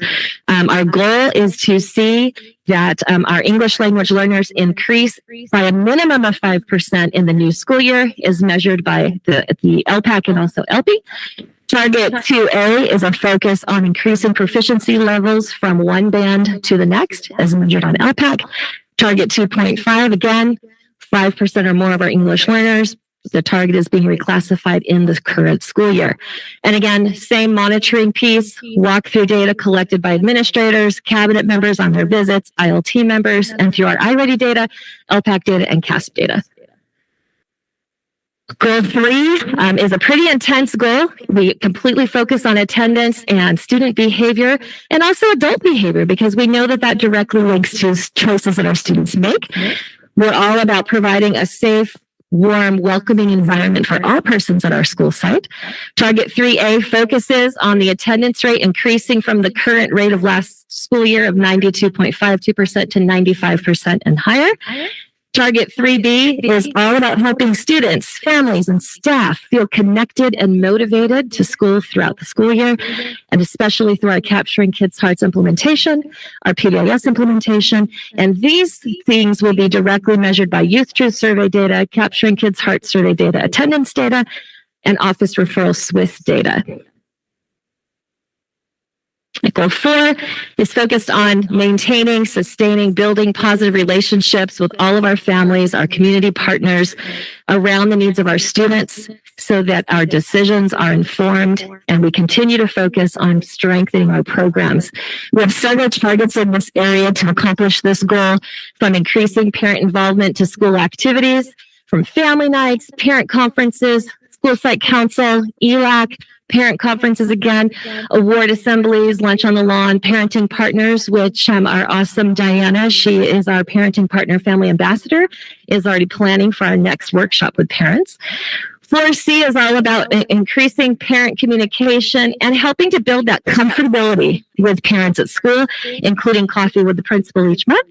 And then target 4D is all about continuing to increase family attendance at school events when safe to do so through positive family partnerships, our welcoming meet and greets with breakfast or lunch being provided, back to school nights, and more.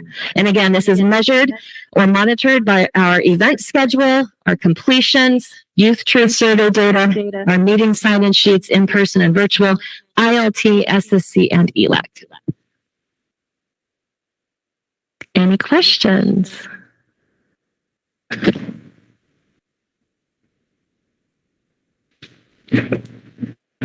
think you were so smooth. You just left the speechless. Well, thank you. Really good job. Thank you so much. Thank Some of the audience knows and all the board members, just to be reminded that the principals and any other support staff are presenting the overview of their plans, and then the approval of the plan will actually come before the board for consideration at the next board meeting, and we'll have a different batch of schools presenting. So you'll have an opportunity to hear the overview, to further review the plan in depth. If you do have questions between now and the next board meeting, please feel free to reach out to myself, Dr. Goins, or to the principal of the school with any questions that you might have. Mrs. Cochran, thank you very much. Thank you. Very thorough presentation.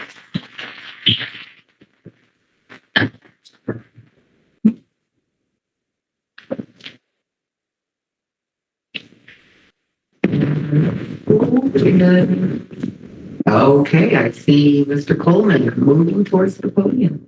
Thank you. El Dorado. Good evening. First off, I want to say thank you for lowering this from me because I'm only 5'8", so I appreciate that. But good evening, Board of Trustees, and good evening, Cabinet members. It's good to see everybody in person. We're really excited to be here. We've been planning this SIPSA for quite a while. It didn't start this year. It started last year. And kind of looking at where we were with distance learning and the pandemic that was going on, we really started to sort of dig deep as an ILT team, as a cabinet team, and trying to figure out what we needed to do this year. Before I get started, I'd like to introduce a couple of people who are on the ILT, and they're wonderful staff members who've been working really hard to make sure we're doing the right things at the right time. Right over here to my right is Melissa Blanchard. She's our instructional coach. And over to her left is Sherry Newlander. She's our assistant principal. So the first thing you're going to see is on this page, it says something that is sort of our mantra this year. We've had all gas, no brakes. I got that from the football game. And this year we stole something that we heard from Dr. Bowers, and that's plan your work and work your plan. It's something that we talk about all the time at El Dorado. And although El Dorado's been on the right trajectory for a number of years, we really wanted to make sure that we were digging deep in the work that we do. So here's our wonderful instructional leadership team. As you can see, we put some emojis. That's really what they look like. As you can see, the hello is me. But I don't want to name everybody here, but if you take a glance at that list, they are really working hard. We meet regularly. This is a plan that is created by a team. It's not created by the administrators. And that's really how we get the work done, because they're able to go to their teams. And there's a lot of buy-in that happens.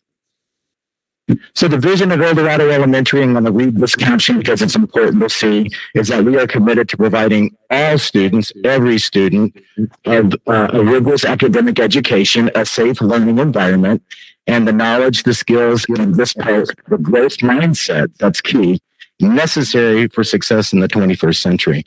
Now, we put growth mindset in there because coming out of the pandemic, thinking about trauma, and all these things, we got to really focus on those things. We also subscribe to the school district's vision, which is improve learning for all students now, no opportunities wasted, by creating options and excellence in education for every student every day. Thank you, Dr. Bowers, for that. If you look at our mission statement, it is very much the same thing. We adhere to those things as well. The mission, relevant, high quality education within an inclusive and culturally respectful environment. So aligning our SIPSA to these particular values and the mission of the district is key. You can see there's three important things that we are really focused on. That's really targeting Common Core state standards. It is also making sure that we have a very good SEL program with PBIS. And then we are really implementing very strongly two programs, our signature practices of the social emotional learning with capturing kids' hearts at its focus, and standards-based instruction through the lens of teacher clarity. In order to understand why we thought about these two signature practices, I think it's important to kind of go back in the history of the last 5 years. At Eldorado, though, I think have been pretty amazing. 5 years ago, Eldorado was considered one of the lowest performing schools in California. Not in Lancaster, not in LA County, in California. Within that time, with the development, with morale rising, with the buy-in from our communities, with the introduction of capturing kids' hearts and things like that, we were able to get double-digit growth in math and language arts 2 of the 3 years. So we actually had state testing. 2 of the 3 years, double-digit growth.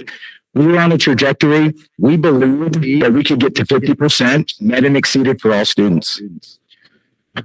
And then COVID happened. Right? It's shocking to all of us. And so we sat down with the ROT team last year as we were going through the processes of doing virtual and doing some in-person and learning some great things. There was a lot of new learning that was happening, but there was a lot of missed learning that we needed to sort of make sure that we were doing as well. So we sat down together and we started talking about what we needed to do. You can move on. Thank you. Sorry about that. So we started looking at what were the root causes of these sort of issues that were going on when we were looking at our data last year. We were looking at our diagnostic baseline, diagnostic 1, and then looking at the end of the year scores. And one of the things that we really thought stuck out was the issues with distance learning for most of the students included connectivity. They included sort of testing and assessment concerns that we had, the validity of some of the testing results. And then the lower than normal active participation that we saw. It was a difficult year. People were in trauma, families, students, staff. So what are we going to do about it? So based on that assessment, our team believed that coming into this year, we needed to have an intense focus on standards-based instruction through teacher clarity. And we needed to make sure that our social emotional supports were such that kids could, that the social emotional challenges were going to be improved for all learners. So we created a theory of action with our team. And the theory of action was, if our school site addressed social emotional learning and better equipped the staff to deconstruct standards through teacher clarity design within their professional learning communities, then the proficiency scores for all of our students in all subgroups would increase at a much quicker, efficient, and robust pace. So going along with that, we designed a plan. So what did we do? The first thing we did is we didn't wait until this year began. We started last year.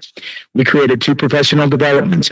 One designed to accelerate the learning moving into this year, a 6-week acceleration plan. When teachers got together, they had vertical alignment conversations. We looked at last year's data. They shared information with each other, and the grade level.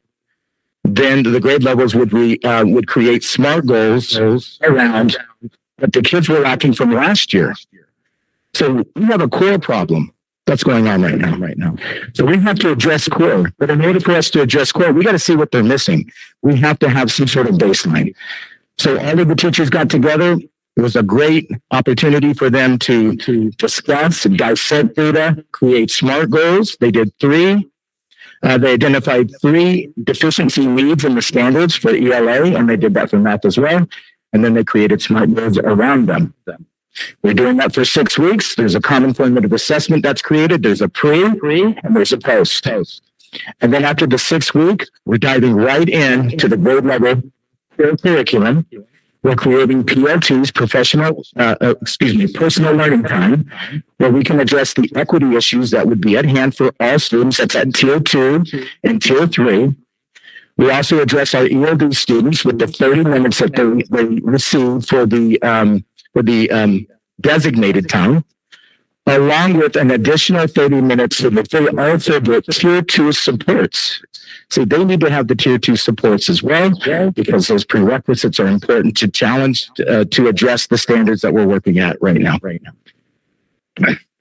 So if we're looking at our first goal, and I'm going to read this because it is our signature practice, in all subjects, all teachers will plan lesson designs and deliver core standards aligned instruction through the lens of teacher clarity. And you can see how we're going to be monitoring that. We've had some really deep, rich conversations about what kind of tools we would be implementing. There is a district rubric walkthrough tool that we'll be utilizing this year. We've got the pre and post common formative assessments. We've got SMART goals that we're already addressing right this minute. We didn't wait 3 or 4 weeks down the road. We started on day 1. And we expect to share site, grade level, and class reports with the second diagnostic of iReady to complete what's called a data reflection worksheet. And we'll share that information with you in spring. I can go into the goals a little bit, but I think I shouldn't go in so deep, but I did want you to know that our expectation with working with the teacher clarity and making sure that we're doing that, we expect to see a significant growth in our iReady results, because we have to compare it apples to last year. We want to see an increase from 32% proficiency as a school site to 44% in English language arts. And we look to move from 23% to 30% in math. Goal 2, it looks wordy. A lot of this is for you. It's for your perusal. If you'd like, to look at it later, but I wanted to make sure I put that in there. We're going to also be intentional and increase the amount of students becoming proficient in the ELD program, the English Language Development Program, by 5% as measured by the LPAC. We do a pre at the beginning of the year, and then we do one at the end of the year as well. And we are expecting to see at least 20% of our students in our program become reclassified, which historically at El Dorado was something that's been attainable, but last year we saw a significant dip in that. And so we're going to be continuing to work on that. Goal 3 is one of our signature practices as well. It's the social emotional components of what we do. It's the PBIS. It's the CKH. It is the Kelso's choices that we do, and we do it really well. 3 years running, we have been a nationally recognized showcase school, and we're really proud of that. That we know we can do it better, and because we know that students are coming in with trauma, we're really diving in deep. We also have VAPA. We're infusing VAPA components. We're continuing to do that and integrate music and art and all kinds of lessons into the classroom, into the instruction pieces. We've got a fabulous dance program, a music program, and we do art as well. The key thing here, and something that we're really trying to address, is our chronic absenteeism. It has been, because of our background at the school, high transiency at our school site. We have a lot of homelessness. We have foster. We've been at 22%. It's not something that we're proud of. It's something that we're continually trying to work on. And we're hoping that we drop it down to 15%. We think that that's something that's achievable for us to do. Finally, very forward is family involvement and family community. It's something that we've done very well over the course of the years. We're going to try to reintroduce some of these components again. And our goal is to build better relationships and greater relationships with families and promote social and academic success for the students.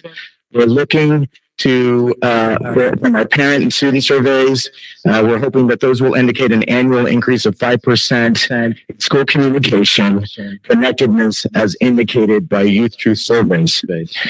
I would ask you, if you would like, any board member, any cabinet member to come by El Dorado and see what we do. It's a good place to be. You'll see a lot of love. There's a lot of expectations. There's a lot of relationship building that happens between parents. And I think that's why we've been so successful, because we built that bridge between the community, the students, and the staff doing the same thing. You can see all the things that we're expecting to continue working on, whether it's the school site council, whether it's the PTO, the AAAC. We're going to really dig into that very deeply, and ELAC. And so, I'm hoping I got under 10 minutes. Are there any questions and answers for Melissa, Sherry, or myself? You guys want to come on up? I believe Mr. Keating has a question. Yeah, can you briefly explain the teacher clarity program? You guys want me to do it? Do it. It's interesting because I spent some time talking about this today with someone that doesn't work in schools. And basically what we're talking about is looking at designing our lessons with the learning intention, what the student is getting instead of the instruction. And we're looking at making sure that we have an intention. Students know what they're to learn each day, and it's written on the board. They can tell you what it is.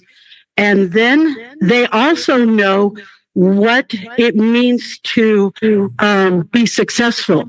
So for instance, last week in one of my kindergarten classes, and this sounds real crazy, but it was appropriate for SEL, the learning intention was, I'm learning to introduce myself in a complete sentence. And I know that I will be successful when my class says hello to me. And so very simple, but at the same time, those students knew what they needed to do to be successful.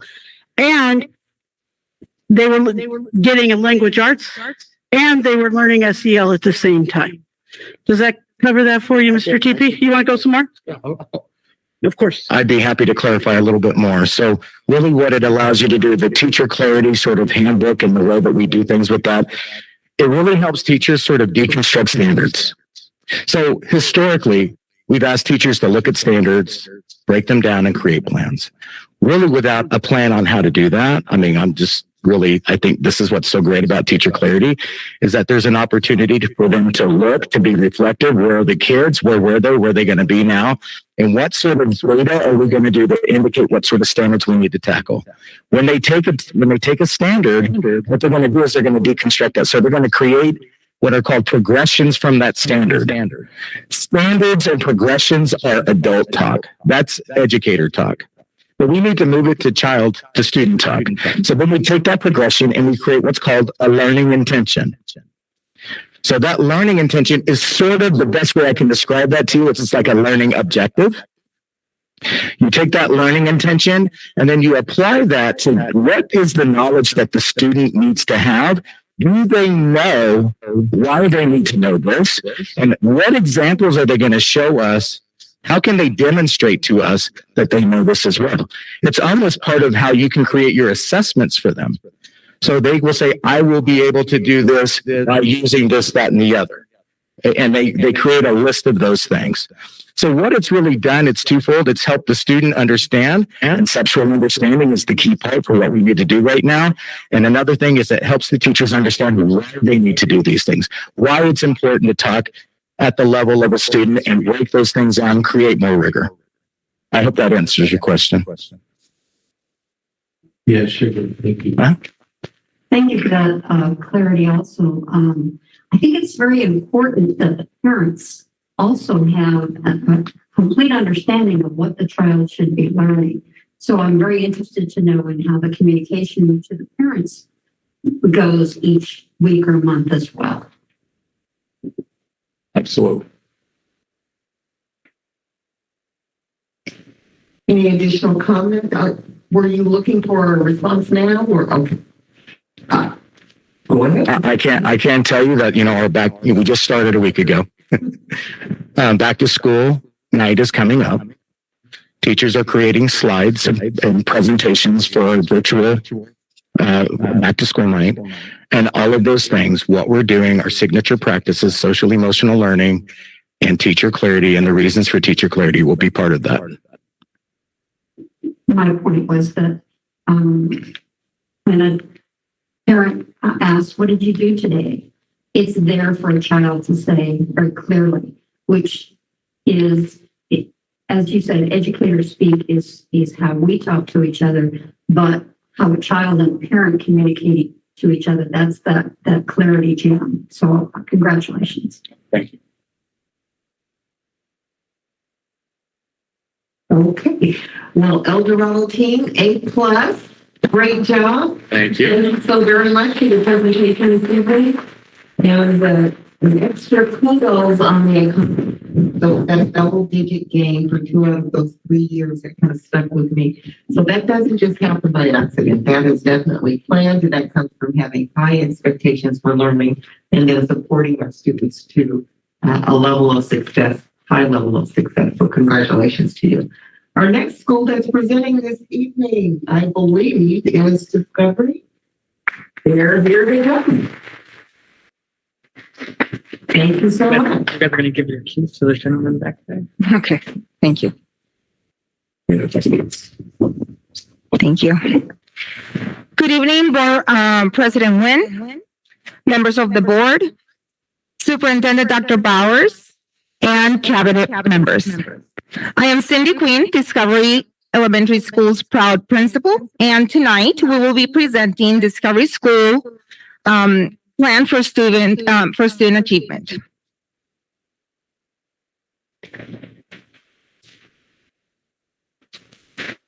This evening, I have here with me several members of our Discovery Instructional Leadership team, and you can go ahead and go next. We have Kim Pasco on my other side, our kindergarten teacher, Sandy Garrett, first grade teacher, Carolyn Childs, fourth grade teacher. Melissa Darnold had a last minute emergency, but she would have been here. Tamara Konya, our instructional coach. And Elizabeth Levels, our assistant principal. Now wait, there's more. Meet our dream team. So, as I mentioned a minute ago, these ladies present here tonight are a few of our ILT members. As we at Discovery have a rotational ILT model, and at Discovery, we are 100% collaborative in nature because we believe that it is our shared responsibility to make decisions regarding the academic and social emotional success of all our students.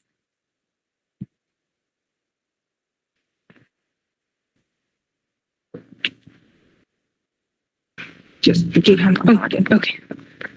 Okay, so at Discovery, our mission is to prepare our students for college and life by providing our students with access to a meaningful and rigorous educational experience.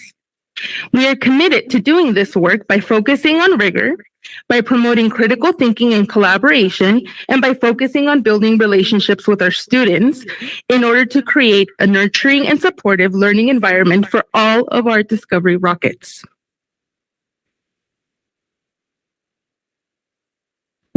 Each morning, Mrs. Queen addresses the entire school, and part of her message is Discovery's vision. We want to inspire the traits of stars in everyone on our campus, so we all stay safe, We all take responsibility. We all aim high. We all respect everyone. And we all shine bright all day, every day. So the story of our school, who are we? We are dedicated staff, happy and engaged students, and connected families. What are we? We are STEAM. Discovery has a school-wide focus of STEAM, where activities and lessons are planned throughout the year. In order for these lessons to be aligned with our STEAM curriculum and practices. Students participate, build, and celebrate their joy of learning because our teachers provide them with those opportunities. What happens every day? Every day at Discovery, our goals and purpose are evident as we plan, we collaborate, we educate, we celebrate. A few facts about Discovery. Discovery has currently 696 students, and we are still growing. We are demographically a diverse school with 69% of our students being Latin origin, 20% are African American, and 6% are Caucasian. 18% of our students are English learners, and 89% of our students are socially and economically disadvantaged.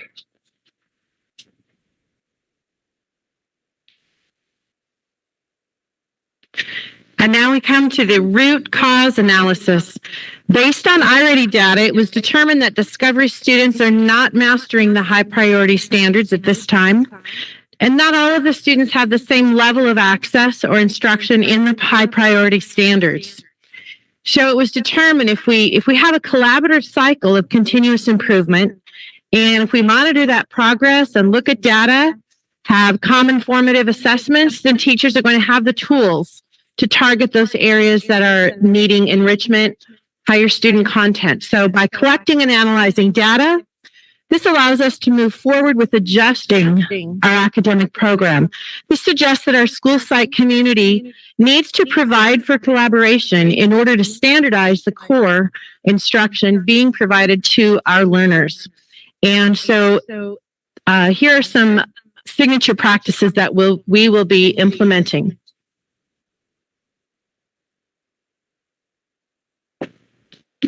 Going into our signature practice, Mrs. Queen and Mrs. Lobos will be conducting classroom walks and will lead our facilitated PLCs in order to ensure fidelity to the process and to our school plan.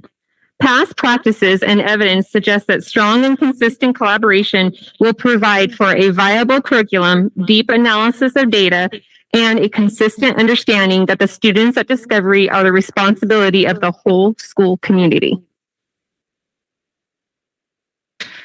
So what do we do at Discovery? We have 4 types of PLCs.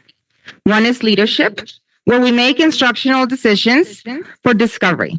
We also have our facilitated PLCs, where it's led by myself, Mrs. Lewis, or Mrs. Konya, where we have students, where we have in-depth and targeted conversation around data analysis, high priority standards, and student success. There's also grade level PLC. This is where teachers work as a collaborative team in order to discuss their practices, analyze data, and plan their common formative assessments. And lastly, we have our committees PLC, which are also centered around data. For example, our PBIS is one of those committees that come to mind. I would like to emphasize that our PLC focus extends not only to the academics, but also the social and emotional needs of our students. We have process monitoring. This process monitoring is very important as it allows us to use data in order to maintain a continuous improvement cycle that is so necessary for collaboration and for the academic success of our students. Then we have data collection. At Discovery, we collect and analyze data to improve our practices and monitor our progress. These are the forms on the screen of some data that we analyze, and later on in the spring, we will be reviewing. Discovery's signature practice of implementing effective PLC aligns with the district's priorities in so much that we are collaborative. We include committees as our PLCs. So any meeting that we have together is a PLC. We focus on our 4 questions. What do we want our students to learn? That is our high priority standard focus and our behavior expectations.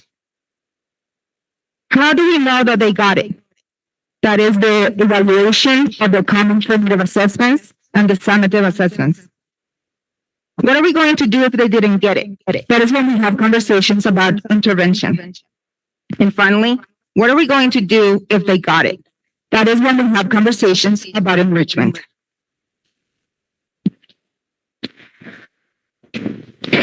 So as I mentioned earlier, our signature practice centers around perfecting our professional learning communities, PLCs. These practices are not only around the academic achievement, but again, around the students' social and emotional needs. With careful and purposeful planning centered around the high priority standards and students' needs, we know that we will be able to deliver effective first instruction.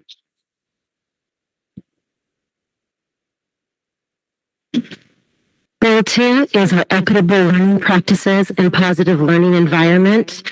We will increase the number of students scoring in Tier 1, becoming proficient in their vocabulary development, as well as their comprehension of informational text. And we understand that the work we're doing to differentiate for our English language learners benefits absolutely everyone in our classroom. And so those practices go throughout our day as well as during our special EID time.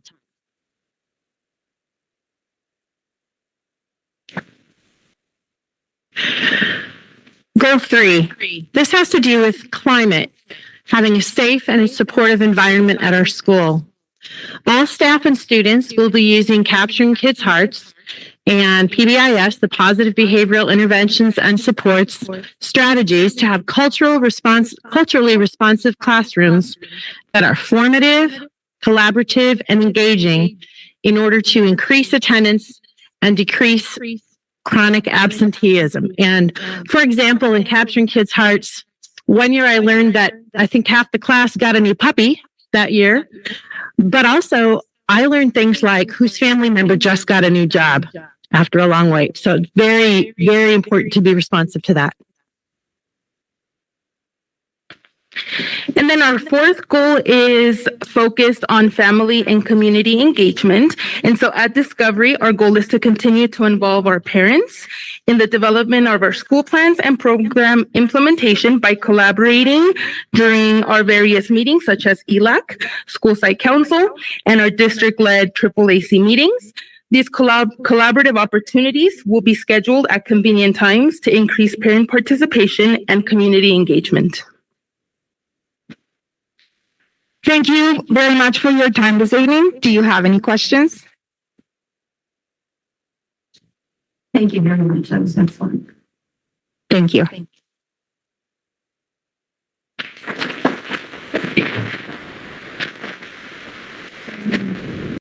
you to the Discovery School team. Nice job. You brought the magnet. They did. The stars are stars tonight. All right. Good morning. I'm the last, and it's really fun to be last. Oh my gosh. Did I just say good morning? I don't know what day it is. What day is it? Anyway, we are super excited to be here. We are from Lincoln. I'm going to quickly introduce some of my fabulous team. Jill Culver, our assistant principal. Next is Bobby Rojas. Next, I have Flash, aka Mr. Barney, and Jennifer Meza. And so I'm going to try to do this quickly to you guys are all ready to go home, I know. So when I arrived at Lincoln 3 years ago, Dr. Bowers and I had a conversation about how to really create this atmosphere of Lincoln being really the place to be. And you can go to the next page, just some people that I wanted you to see, some sweet kids. This is our team from our instructional coach, Stacy Acosta, SDC rep, Charlotte Houston, Miss Meza, ELD, and then you can see each of our grade levels that are represented. So I wanted you to get a quick little snippet. These are our amazing teachers at Lincoln. When I arrived at Lincoln, there was kind of this pattern. I love how my glasses steam up. Sorry. There was just this pattern of turnover where I think our population of kiddos were challenging and hard. And teachers would arrive there in a new job. And after a couple years, they would try to find greener pastures. So our goal was really to have Lincoln be a place where you had to have a ton of seniority to get into Lincoln and that there would not be a turnover.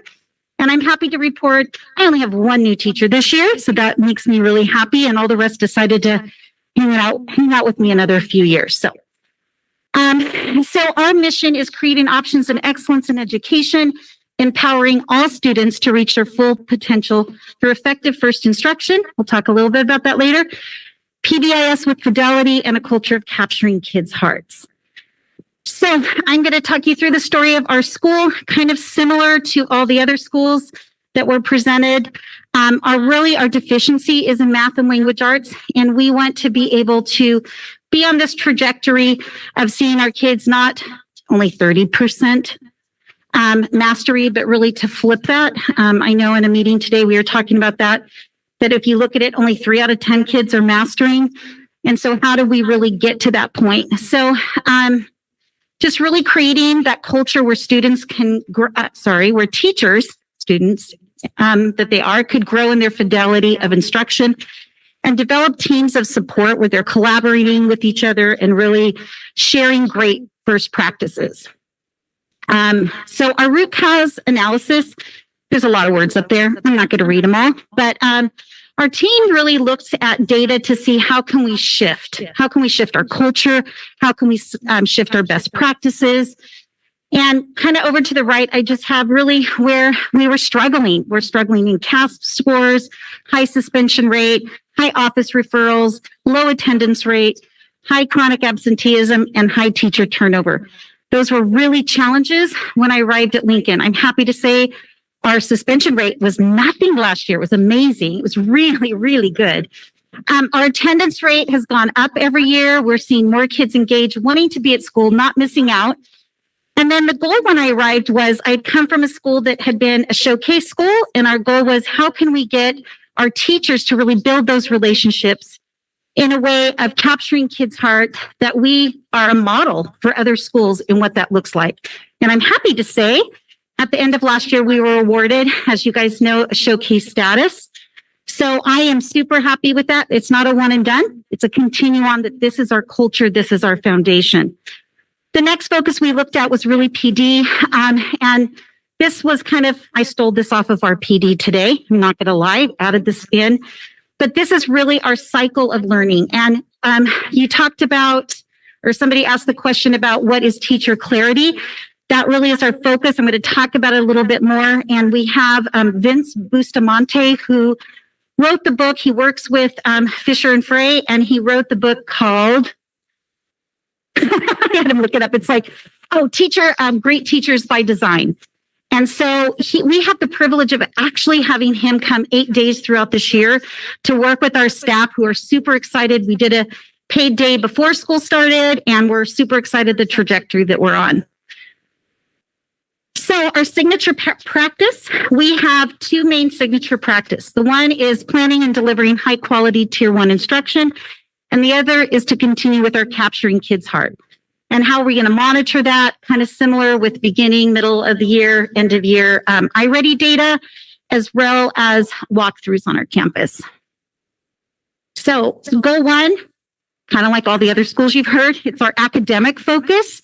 And we too have a target of both language arts and math and how we're going to get there.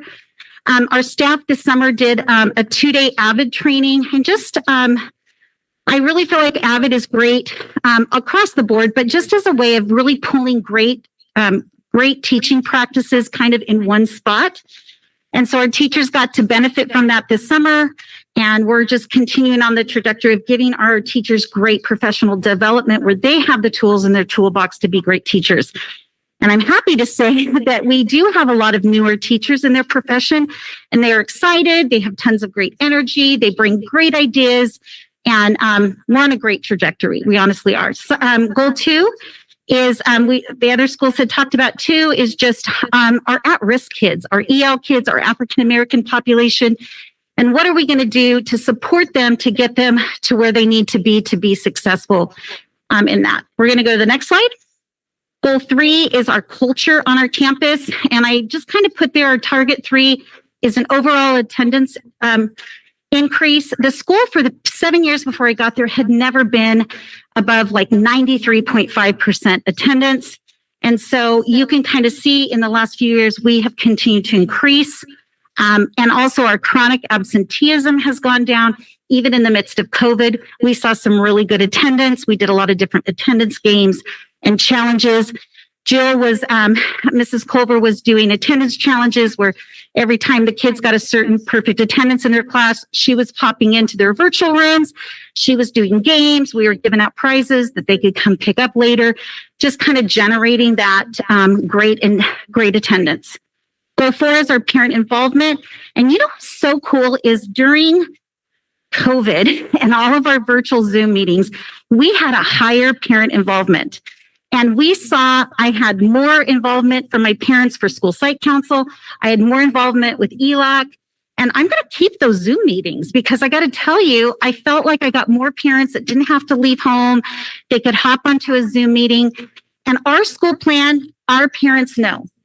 Our ELAC knows, our school site council knows. They were part of seeing all that and working through that and approving it.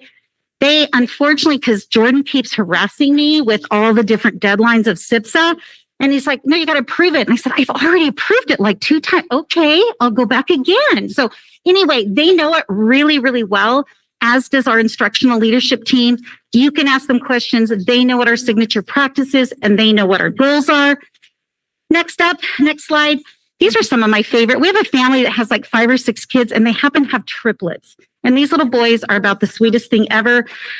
We had shirts. This was last spring. They were coming onto campus, and what's not to love? They're just too cute. All right, next slide. So our big thing is you cannot mask our love for our students. We have it on our shirts. Our staff wears it. I feel like Lincoln truly is the place to be. And I have to tell you, I am so proud of our staff that has just worked incredibly hard to do the hard work, to be engaged, to come to the professional developments.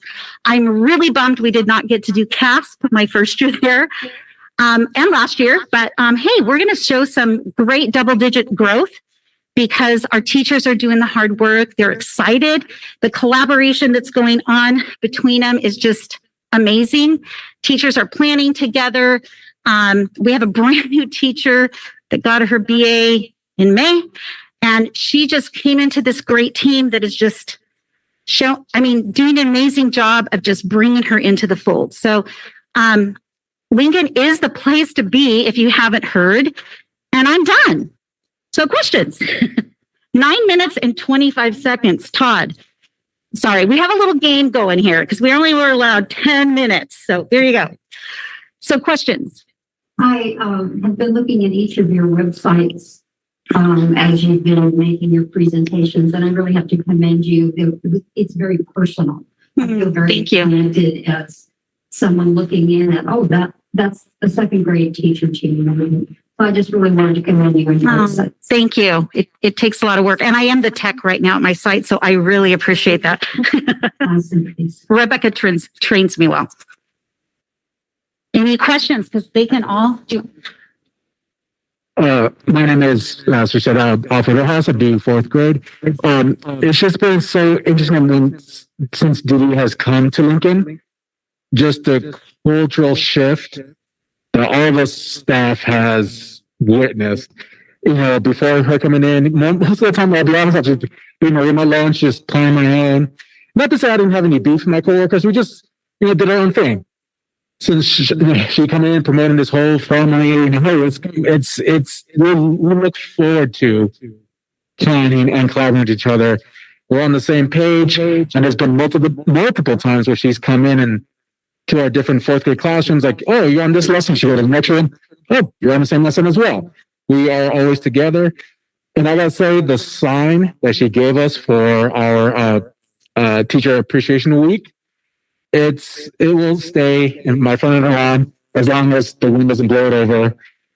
My wife, who teaches at Nancy Clay, also fourth grade, was super jealous. And I'm going to say that because she's actually listening in right now. So have Megan. But yeah, so since Dee coming in, it's been awesome. What a compliment. You're so much. Okay. Any other comments from the ILT team? Any comments or questions from the board? Lincoln, you nailed it. Thank you so very much. Great job. Thank you, thank you, thank you. That completes this evening, board, and we thank you for your time and attention. Thank you. Great job, everyone. Yeah, thank you. I have to say, Kim, Cindy, Dee did a fantastic job. That we still read those things. And a lot of work goes into them. It's good to see you bring staff and bring your LTs to help you with those. And I'll tell you what, I think in the cases of the first 4 schools, if we have this much excitement from the next floor and the next floor after that, we're going to have a great year. Thank you very much. Thank you very much, Mr. Nguyen. I know in the back you had a little difficulty hearing everything, so we just need to do a sound check really quickly. Mr. Nguyen, can you do a sound check on your mic again for us, please? Sure. Test 1, 2, 3.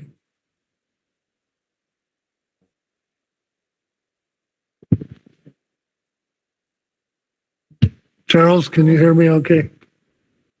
Thank you. Great. Thank you.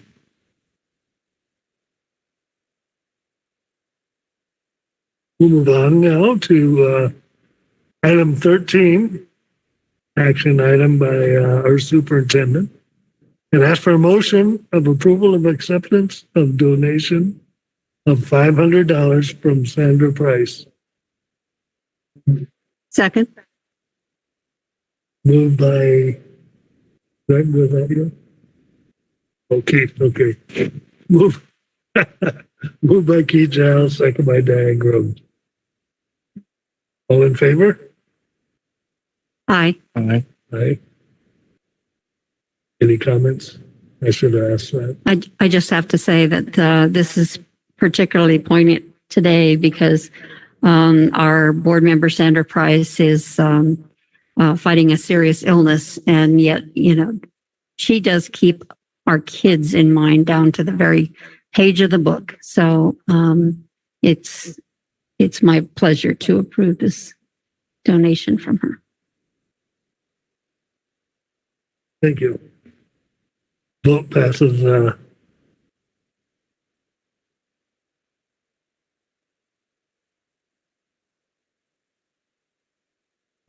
Vote passes 4-0.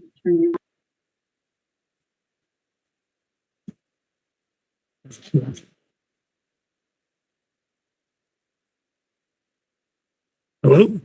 You hear me, Charles? Yeah. Vote passes 4-0.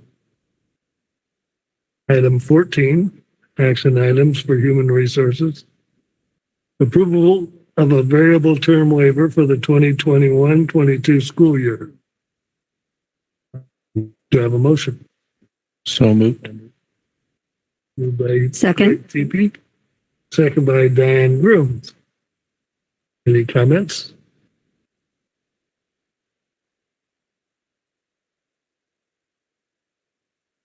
The variable term waiver is one of the mechanisms that we use to authorize teachers in the classroom. These 2 teachers are both in our dual language immersion program. Thank you. All in favor? Aye. Aye. Vote passes 4-0. Approval of provisional internship permit for 2021-22 school year for Leslie Presidio and Carla Romero. So moved. Moved by Dan Groom, second by Keith Giles. Any comments? And this is another mechanism for authorizing teachers to be in our classrooms. Thank you, Lexi. All in favor? Aye. Aye. Vote 4-0. Consent agenda on superintendent items 15A through 15I. Get a motion? So moved. Second. Greg TP, second Diane Grooms. Is there any conversation about it?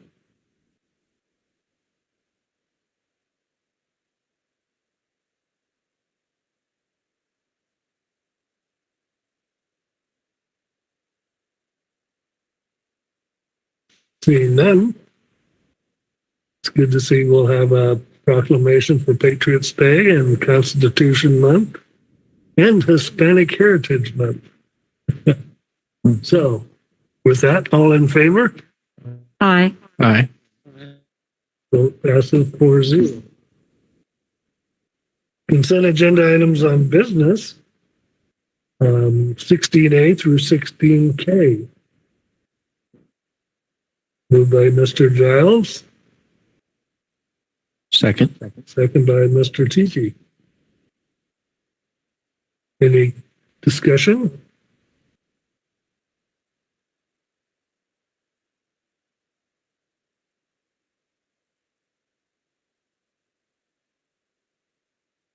Well, it's always nice to see completion work at some of the schools. And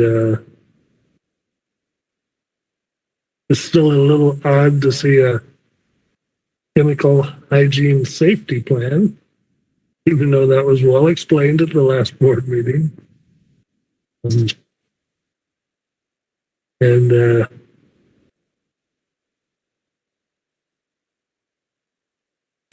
no further comments. All in favor? Aye. Aye. Vote passes 4-0. Consent agenda items for educational services, 17A through 17G. Motion? So moved. Moved by Diane Grooms. Second by Keith Giles.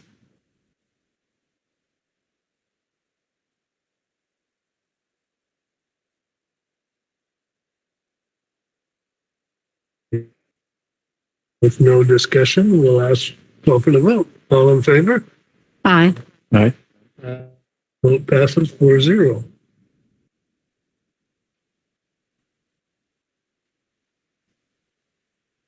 See, all those SIPs got us so excited, we're ready to move. Item 18, consent agenda items for human resource. Do I have a motion? So moved. Moved by Greg TP, Second. second by Diane Grooms. Any comment?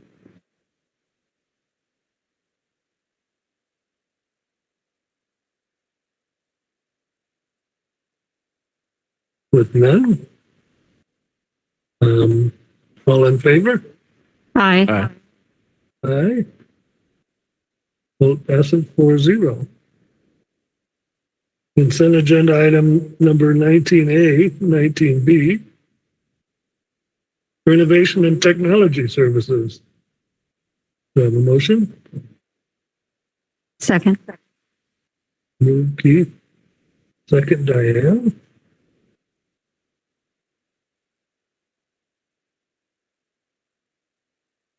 Sorry, Rebecca.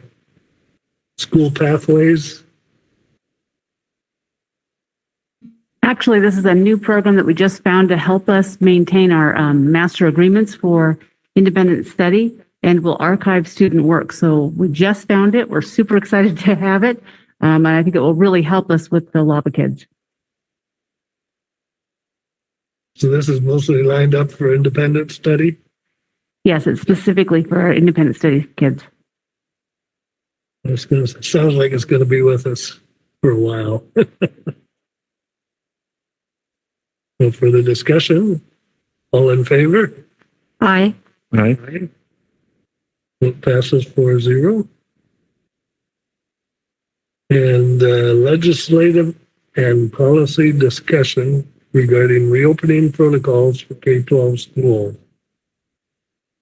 This information was added here, and I don't know if you've had an opportunity to look at it. I know that we had shared it previously, but I wanted to make sure that the board had an opportunity to revisit what the current reopening protocols provided by Los Angeles County Department of Health. I wanted to especially bring this here for discussion so that you would have an opportunity to not only review this, but review it in light of the other information that has been shared by speakers at board meetings, as well as information that has been shared with you via email about different responses in other places as it pertains to the safety protocols, and just give you an opportunity to ask any questions or engage in conversation with each other. Now would be a good time for you to do that. I know that the question has been posed.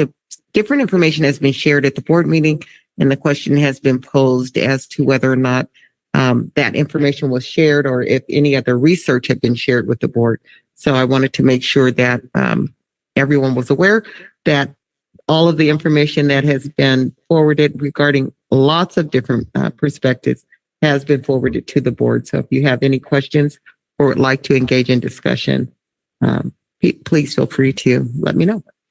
I understand that there are now face shields provided to students. There are face shields. We've always had face shields available for students and or staff that request them. However, you have to remember that face shields alone are not acceptable without the drape. So most people just go with this because of the heat. And by the time you do the face shield and the drape, it actually encloses more of your face. So yes, but it is available. Okay, thank you. Mm-hmm. Yes, Mr. Teepee. Yeah, I had a question. How often are those standards, I guess, revisited? Is the county going to readdress those in a month or so, or are they constantly updating it? I was just kind of wondering how that works. Well, I believe they're constantly updating it. I know that I have a regular meeting every Thursday with the Department of Public Health representatives, as well as Los Angeles County Office of Education. We get alerts on a daily basis with the update of the positivity rates and the number of cases for the day, the number of the hospitalization rate, the number of deaths. So we get that information on a daily basis. But the guidance, typically the guidance will come from CDC, and then the state uses that guidance to inform whatever decisions or changes they're going to make at their level for the state of California Department of Public Health.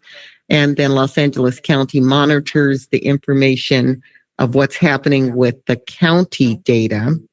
And we are part of Los Angeles County, even though we might not, what's happening in all of Los Angeles County may not be completely representative of what's happening in Antelope Valley, but we are part of Los Angeles County. So to that end, we have to follow whatever the mandate is that comes from Los Angeles County. So whatever change is made at the California state level, it's usually a week or so before the county will make any modifications in their order as far as any changes as it pertains to reopening protocols. But they monitor that. I can say that they monitor it on a daily basis, and they usually make any changes, if there's going to be a change, weekly. They don't necessarily make it day to day, but they would make a change weekly if there's going to be a change. I'd agree with you there. I was on a Zoom meeting with Dr. Farrar yesterday, and she updates her information nearly every day. So the reports that come from the Department of Public Health are updated almost daily, and CDC probably like you said, every other day or so. So it's easy to get that information about COVID, how many deaths, how many hospitalizations, what's the rise or fall of the number of people getting it, the vaccination or not. So we have all of that information available. Please don't rely on just your neighbor or your friend. Search it out. Get the information from the science side of the community. Thank you. Yeah, that's why I've been sending you guys a lot of this stuff, because our county is not really, they're looking at one side of the issue, but they're not looking at the kid side. They are not, there is a whole list of pediatric doctors and the epidemiologists, people that study respiratory illnesses. There's a lot of them that tell you how bad the vaccine mandate is on kids. Our county does not seem to want to buy into that. And so they're not looking at any of that stuff. That's why I sent it on to you. This entire country, they're not requiring their kids to mask. So the information is out there. You have to look a little bit, but there's a lot of people that know that the masking mandate is actually harmful to kids more than it's helpful. And I just want you guys to keep sending you more information. It's out there. It's science. It's not. Dr. Farrar is not a scientist. He is not even a medical doctor. She's I believe she's a social worker.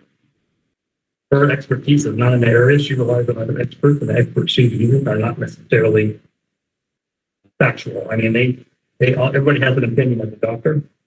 My doctor has a different opinion than your doctor, but what they need to do is they need to look at what works and what doesn't work. And I don't believe our county is doing that to a T. Our county is trying to lump us in with a larger area. And what you need to really look at is the positivity rates, the transmissibility rates, hospitalizations, and they seem to want to use the fear tactic that you're never going to get rid of COVID, ever.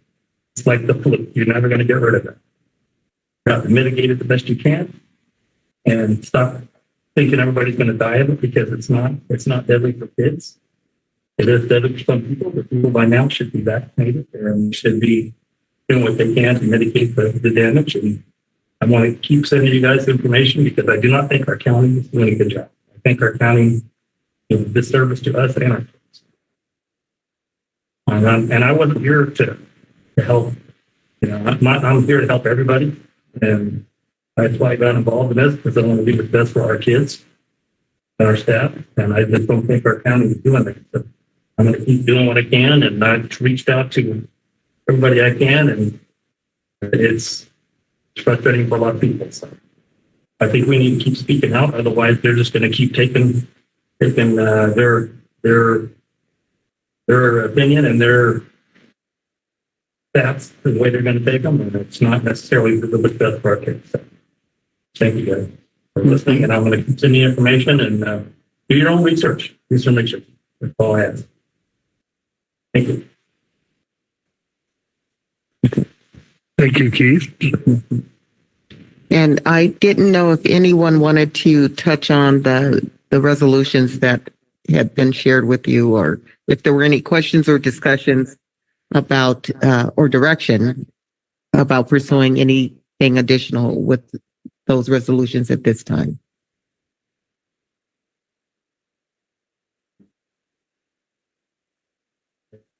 There has been other LA County schools that have accepted I believe it's called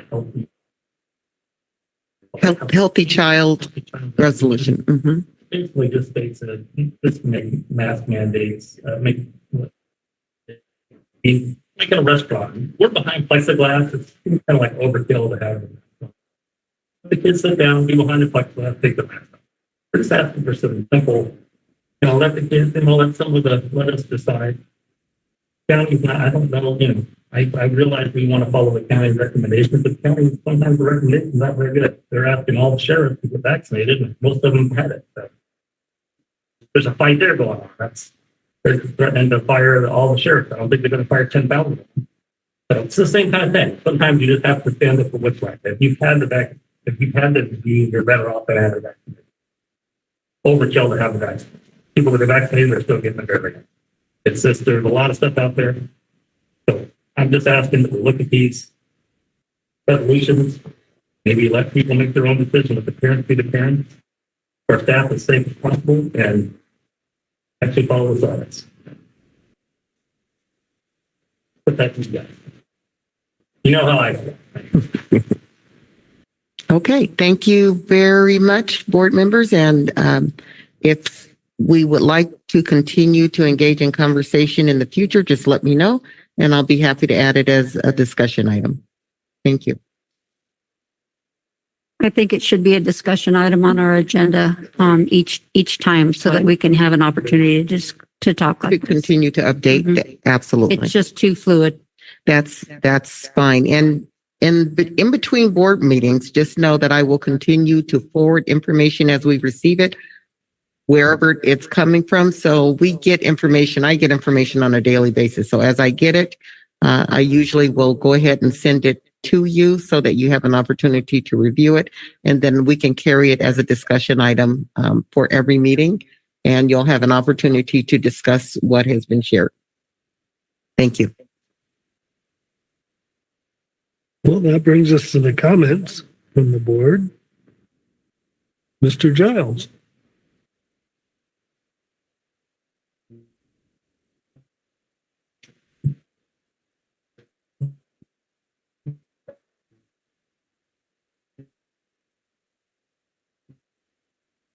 A lot of happy feelings. That's what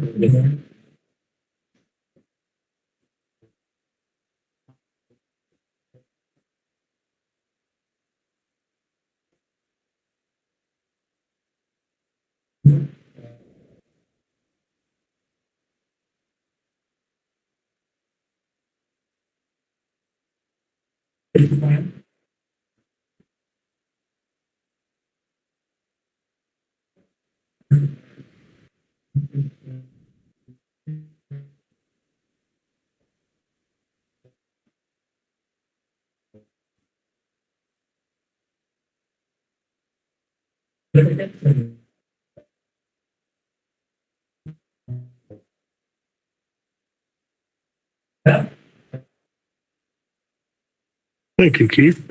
Diane? Welcome back, everyone, to school. It's been a long haul.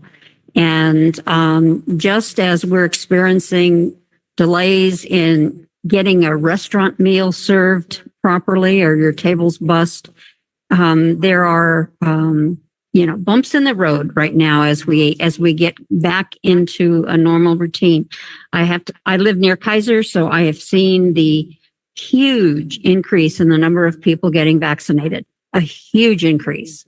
At the same time, I've had 3 very close family members and community members who have acquired the Delta variant, and they have been very seriously ill. So we're not out of the woods yet, but I am encouraged by the data, and I'm watching it very carefully. And thank you for those links, Keith.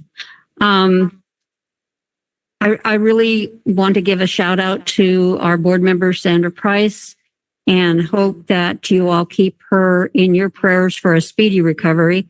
It's always, it hit me quite hard, to be honest, and you don't realize the fragility of your health. And it is something that we need to really help and pull for her. So please keep her in your prayers. Congratulations to all of the staff members for the completion of your learning and your training. That tells me that you thoroughly believe in lifelong learning, and you really have some goals that you've set for yourself. So I think our district is in good hands for the future. I love seeing that. And thank you, Lexi, for providing those recognitions. The literacy program at Joshua, what a fantastic aim for a whole staff and a whole team. And I really enjoyed their report.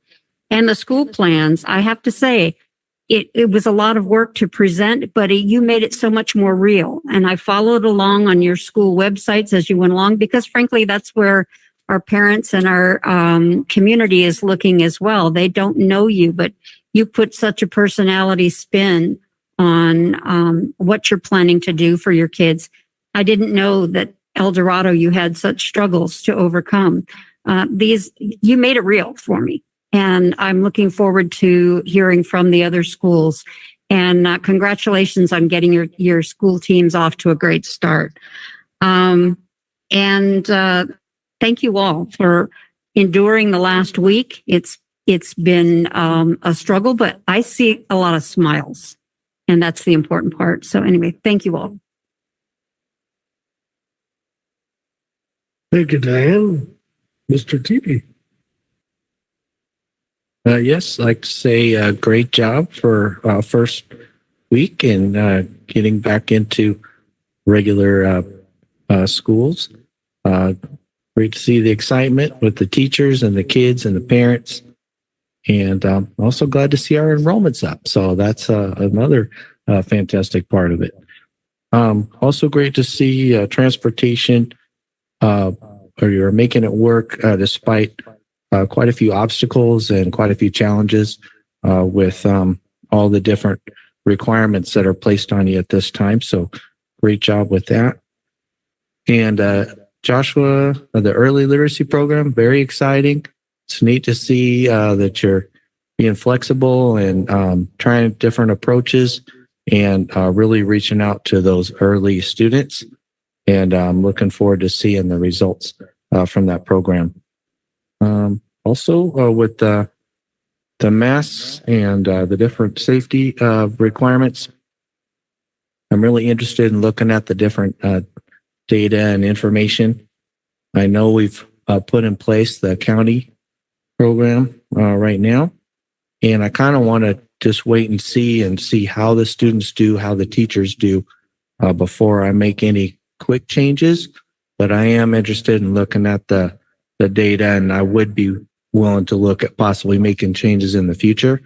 But I do want to, use a safe approach to that. But I am willing to look at that as a possibility. So I'll keep looking at that information. And great SIPS presentations. Like Mr. Wynn said, if we're all getting presentations like that, we're up for a great year ahead. So great job with that as well. So thank you, everyone. Dr. Bowers? Thank you so much, Mr. Wynn. Just thank you to everyone. Great presentations this evening, all the way around. Also want to say thank you for a great opening of the school year, because there has been a lot of hard work going on for a very long time to get to this point. And it's very exciting to have our kids back on campus. And it was a different start, but it was a start. And we have so many of our kiddos on campus every day, smiling, laughing, enjoying their friends, and most importantly, learning. So I am happy that this day has come, and look forward to continued improvement, and look forward to the day that we can take all of this up and really get back to some normalcy. So let's hope that as we look at how the public order is going to be implemented, that's going to require either proof of vaccination or weekly testing, that will be coming up for school personnel. So we and every other district in California will be implementing that, and hopefully that will be encouraging as well. I also want to send some love to Sandy Price, our board member, as she continues to work on getting better. So Sandy, if you're listening, we're sending lots of love and prayers and warm thoughts your way. Look forward to your speedy return. And a special shout out this evening to our tech team, who got rid of the feedback for us this evening and are continuing to improve our system, and our M&O team that have been working very closely with them to continue to work on the improvements that we need for this facility. So hopefully within the next month or so, we'll see our monitors go up and we'll see our permanent, audio system coming in. So we're on the way. We're making progress. Thank you very much. Thank you, Dr. Bowers. I'd like to finish with saying it's good to see all the cabinets out here filled with school information. I'm sure that when people come in, whether they're here to make comments or whatever, for whatever reason, they get an opportunity to look at the cabinets. Each one of the schools will be represented, but right now I think we got about 8 or 9 or 10 different schools represented here. So thank you for who's ever maintaining this building, and did a good job. It really looks nice. Thank you, Amy, for explaining about the 362 special ed children that have to be bused. I didn't realize it was that we were busing them to all of the various locations. But that's amazing. 362 in our buses going to from all over, Palmdale, Lancaster, and wherever. So good job keeping track of all that. Literacy program, yeah, that grant over at Joshua couldn't be better for them. Both my daughters went there, and both my daughters went to New Vista afterwards. And you know what? Great schools. They are great schools. It's good to get an update on the attendance, Rebecca. It's nice we're back and can see that and say that. So with that, again, the 4 schools that put on their SIPSs tonight, you were the brave, the first, and we really appreciate it. And we look forward to a great school year. With that, thank you everyone for coming. I'll entertain a motion for adjournment. So moved. By Ms. Groom, second by Mr. Giles. Vote. All in favor? Aye. Aye. Thank you. Vote passes 4-0. And we are adjourned at 8:44. Thank you very much. That completes our board meeting. Audience, great job. Woohoo! Thank you for staying. Thank you for coming. It's been a great evening. Thank you, board.